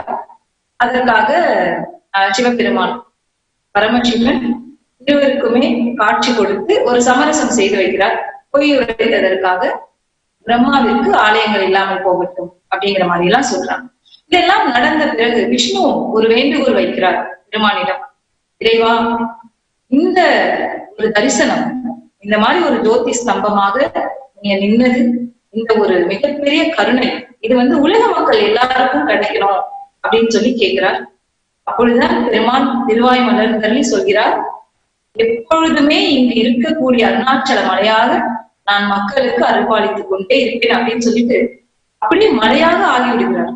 அங்க அந்த ஒரு கல் வடிவமாக இருந்தாலும் அது பெருமானுடைய திருவுருவம். அதனாலதான் திருவண்ணாமலை நிறைய சாதுக்கள் மகான்கள் எல்லாம் பாத்தீங்கன்னா அந்த செருப்பு போட்டு அந்த மலை ஏற மாட்டார்களாம். ஏன்னா அது பெருமான் அப்படிங்கிறதுனால. அதோட பெருமான் ஒரு அற்புதமான விஷயத்தையும் உரைக்கிறார். இங்கிருக்கும் மலையாக மட்டுமல்ல, திருவண்ணாமலையில் கிடைக்கக்கூடிய லிங்கங்களாகவும் நான் தொடர்ந்து மக்களுக்கு கிடைப்பேன். அதோடு திருவண்ணாமலையில் உதிக்கும் ஞானியர்களாகவும் நான் தொடர்ந்து மக்களுக்கு கிடைத்துக் கொண்டே இருப்பேன். நான் அவைலபிளா, அதாவது என்னன்னா பெருமானுடைய எப்பொழுதுமே நமக்காக அவர் இருப்பார் அப்படிங்கிற அந்த சத்தியத்தை உரைக்கிறார். இந்த அருமையான கதையை அருணாச்சல புராணம் விளங்குகிறது. அருணாச்சல புராணத்தில் பெருமான் உரைத்தபடி திருவண்ணாமலையில் உதித்த ஞானியர் பரம்பரை, அந்த வாழையடி வாழையாக தொடர்ந்து வந்து கொண்டிருக்கின்ற அந்த ஞானியர் பரம்பரையில் வந்தவர் தான் நம்முடைய பகவான் ஸ்ரீ நித்யானந்த பரமசிவம். பெருமானாகவே அவதரித்து லட்சக்கணக்கான மக்களுக்கு, கோடிக்கணக்கான மக்களுக்கு மனித குலத்தை அடுத்த நிலைக்கு எடுத்து செல்வதற்காக மட்டும்தான் பெருமான் மனித குலம் தாண்டி வந்திருக்கிறார். இன்னும் ஒரு அருமையான விஷயம் என்னன்னா, நாளைக்கு நம்மளுடைய சுவாமிஜியுடைய ஆங்கில தேதிப்படி பிறந்த நாள் வருகிறது. அதாவது அந்த மனித உடலில் அவர் இறங்கிய நாள். பிரபஞ்ச சக்தியாக பெருவெளியில் இருந்து 6 அடி உடம்பில் அந்த பிரபஞ்சம் அடங்கிய நாள் தான் நாளை. ரொம்ப ரொம்ப என்ன சொல்றது, இதெல்லாம் உடலில் இருந்து பார்ப்பதற்கு நமக்கு நாம் கட்டாயமாக கொடுத்து வைத்திருக்க வேண்டும். ஏன்னா அவர் இருக்கக்கூடிய லோகத்தில் நாம் இருப்போம். சுவாமிஜி நடமாடுற இந்த பூமியில நாமளும் நடமாடும். நாம் உயிரோட நாம் உடலில் வாழக்கூடிய இந்த காலகட்டத்தில் அவரும் உடம்பெடுத்து வந்திருக்காருங்கிறது கிடைப்பதற்கரிய ஒரு மிகப்பெரிய பாக்கியம். இப்போ யார் யாருக்கெல்லாம் பகவான் ஸ்ரீ நித்யானந்த பரமசிவத்தை தெரிகிறதோ, நீங்க அது எப்படி வேணா நீங்க எடுத்துக்கலாம். அவரை பற்றி நிறைய அவதூறு இருக்கிறது, அந்த மாதிரி உங்களுக்கு அவர் அறிமுகம் ஆகியிருந்தால் கூட நான் கொடுத்து வைத்தவர். ஏன்னா எத்தனையோ மகான்கள், எத்தனையோ அவதார சக்திகள் வாழ்ற காலத்துல நாம வாழல. அவர் சுவாசித்த காற்றை நாம் சுவாசிக்கவில்லை. ஆனால் இன்று நம்முடைய பகவான் வாழ்கின்ற லோகத்தில் நாம் வாழ்றோம். அவர் பிரபஞ்ச சக்தி அந்த மனித உடலில் இறங்கிய நாள் தான் நாளைக்கு. அதே போல அந்த பிரபஞ்சமே கொண்டாடக்கூடிய நாள் தான் நாளைக்கு. இந்த ஒரு நாளில், இந்த நாள்ல 3 சிறப்பு அம்சங்கள் இருக்குது. என்னன்னா, அவர் உதித்த ஆங்கில தேதி, அதோட மட்டும் இல்லாம தன்னுடைய 12ஆம் வயதிலேயே அதாவது உடல் கடந்த ஞான அனுபூதி அவருக்கு மலர்ந்த பிறகு மீண்டும் அந்த ஞான தேடுதல் அவருக்குள்ள அந்த ஒரு நெருப்பு மாதிரி உள்ளுக்குள் இருந்து பொங்கிக் கொண்டே இருந்தது. பரிவராஜக யாத்திரையாக பகவான் கிளம்பி உலக மக்களுக்கு சேவை பாலிக்க அப்பவே அந்த சின்ன வயசுலயே பல்லாயிரக்கணக்கான மக்களை சந்தித்து குறைந்தது 30,000 கிலோமீட்டர்களாவது கால்நடையாக நடந்து பலதரப்பட்ட மக்கள்களை சந்தித்து அவர்களுடைய பிரச்சனைகளுக்கு தீர்வு சொல்லி இந்த மாதிரி பரிவராஜ வாழ்க்கை இருந்த சமயத்துலதான் ஓம்காரேஸ்வர் நதிக்கரையில, ஓம்காரேஸ்வரர் அந்த இடத்துல நர்மதை நதிக்கரையில தன்னுடைய அவதார நோக்கம் அவருக்கு உணர்த்தப்படுகிறது. அந்த அவதார நோக்கம் சுவாமிஜிக்கு உணர்த்தப்பட்ட நாளும் நாளைக்கு. அந்த எதற்காக இந்த பிறப்பு, எதற்காக இந்த உடல் எடுத்து சுவாமிஜி வந்தாங்க அப்படிங்கிற அந்த அவதார நோக்கம், அதாவது இந்த மொத்த மனித குலத்தையுமே அடுத்த நிலைக்கு எடுத்துட்டு போகுது. யாராவது ஒருத்தர்களுக்கு ஞானம் கொடுக்கறதுக்காகவோ, இந்த ஒரு சில நூற்றுக்கணக்கான மக்களுக்கு இந்த ஆன்மீகத்தை சொல்லி கொடுத்து அவங்களுடைய வாழ்க்கையை ஒரு ஆன்மீக பாதையில் எடுத்து செல்வதற்காக மட்டும் வரவில்லை. ஒரு ஜீவன் முக்த நாகரீகத்தை, அதை வாழக்கூடிய லட்சக்கணக்கான மக்களை உருவாக்குவதுதான் சுவாமிஜியுடைய அவதார நோக்கம் அப்படிங்கிற அந்த அரிய பெரிய உன்னதமான நோக்கம் அவருக்கு உணர்த்தப்பட்ட நாளும் நாளைதான். அதோட மட்டுமல்லாமல் பகவான் இந்த சங்கமாக அவருக்கு உணர்த்தப்பட்ட அந்த செயலை செய்வதற்காக நான் மட்டும் அல்லாமல் தனி ஒரு ஆளாக 2002ஆம் ஆண்டு, அந்த 2002ஆம் ஆண்டு திருச்செங்கோடிலே ஆதி நித்யானந்த பீடம் அப்படிங்கிறது சுவாமிஜி ஆரம்பிக்கும் போது ராமகிருஷ்ண தியான பீடம் அப்படிங்கிற பேர்ல ஆரம்பிச்சிருக்காங்க. தன்னுடைய குருவான, அதாவது ராமகிருஷ்ணரும் சாரதா தேவியும் இது போல அவர்களுடைய ஆதீனத்தில் மயிலாப்பூர்ல சுவாமிஜி அங்க இருந்தாங்க. அந்த கிராட்டிடியூட், அந்த நன்றி உணர்வை முதலாக ராமகிருஷ்ண தியான பீடம் என்ற பெயரில் ஆரம்பிக்கப்பட்டதுதான் இந்த நித்யானந்த சங்கம். இந்த சங்கத்தை பகவான் தனி ஒரு ஆளாக தனியாக நின்று அவருடைய கடும் தவத்தினால்தான் இந்த சங்கம் நடந்து கொண்டிருக்கிறது.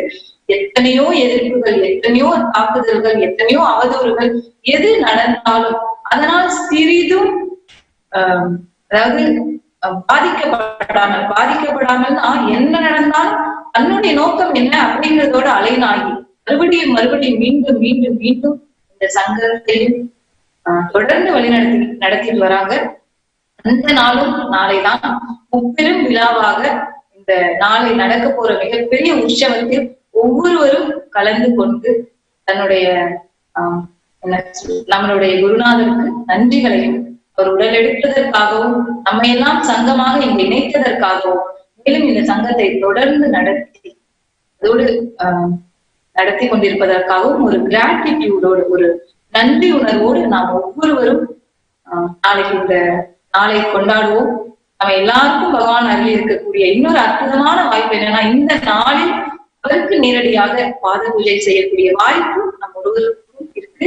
நீங்க எங்க இருக்கீங்களோ, உங்களுடைய வீட்டிலேயோ, உங்களுடைய பக்கத்தில் இருக்கக்கூடிய சென்டர்ஸாக இருக்கலாம், இல்ல ஆதீனமாக இருக்கலாம், அங்கு சென்று நீங்க சுவாமிஜியுடைய இந்த பாத பூஜையில் நீங்க கலந்து கொள்ளலாம்.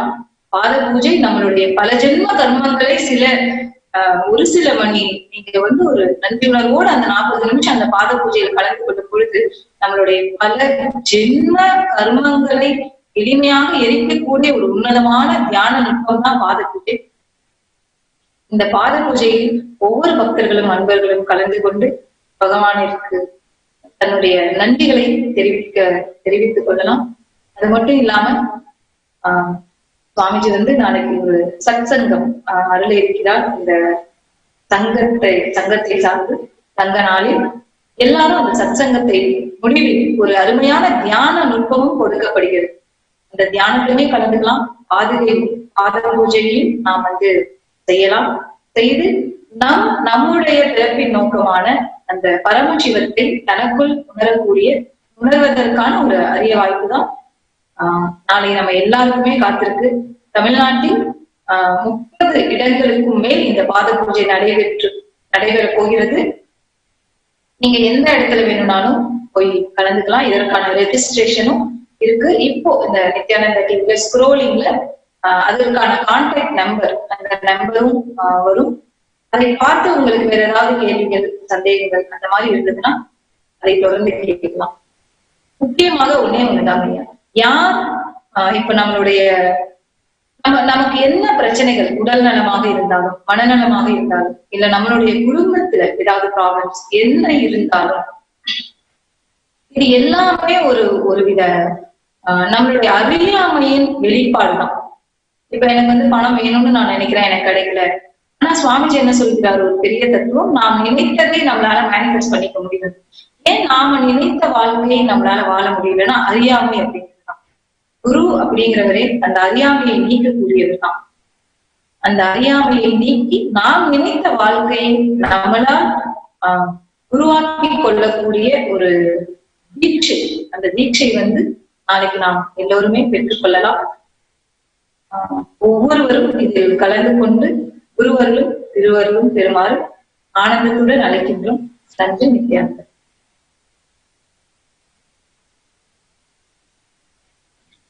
நித்யானந்தம். நன்றி மாநிதி ஜோதிகானந்த சுவாமி. நாளை ஒரு ரொம்ப இனிமையான நாள்.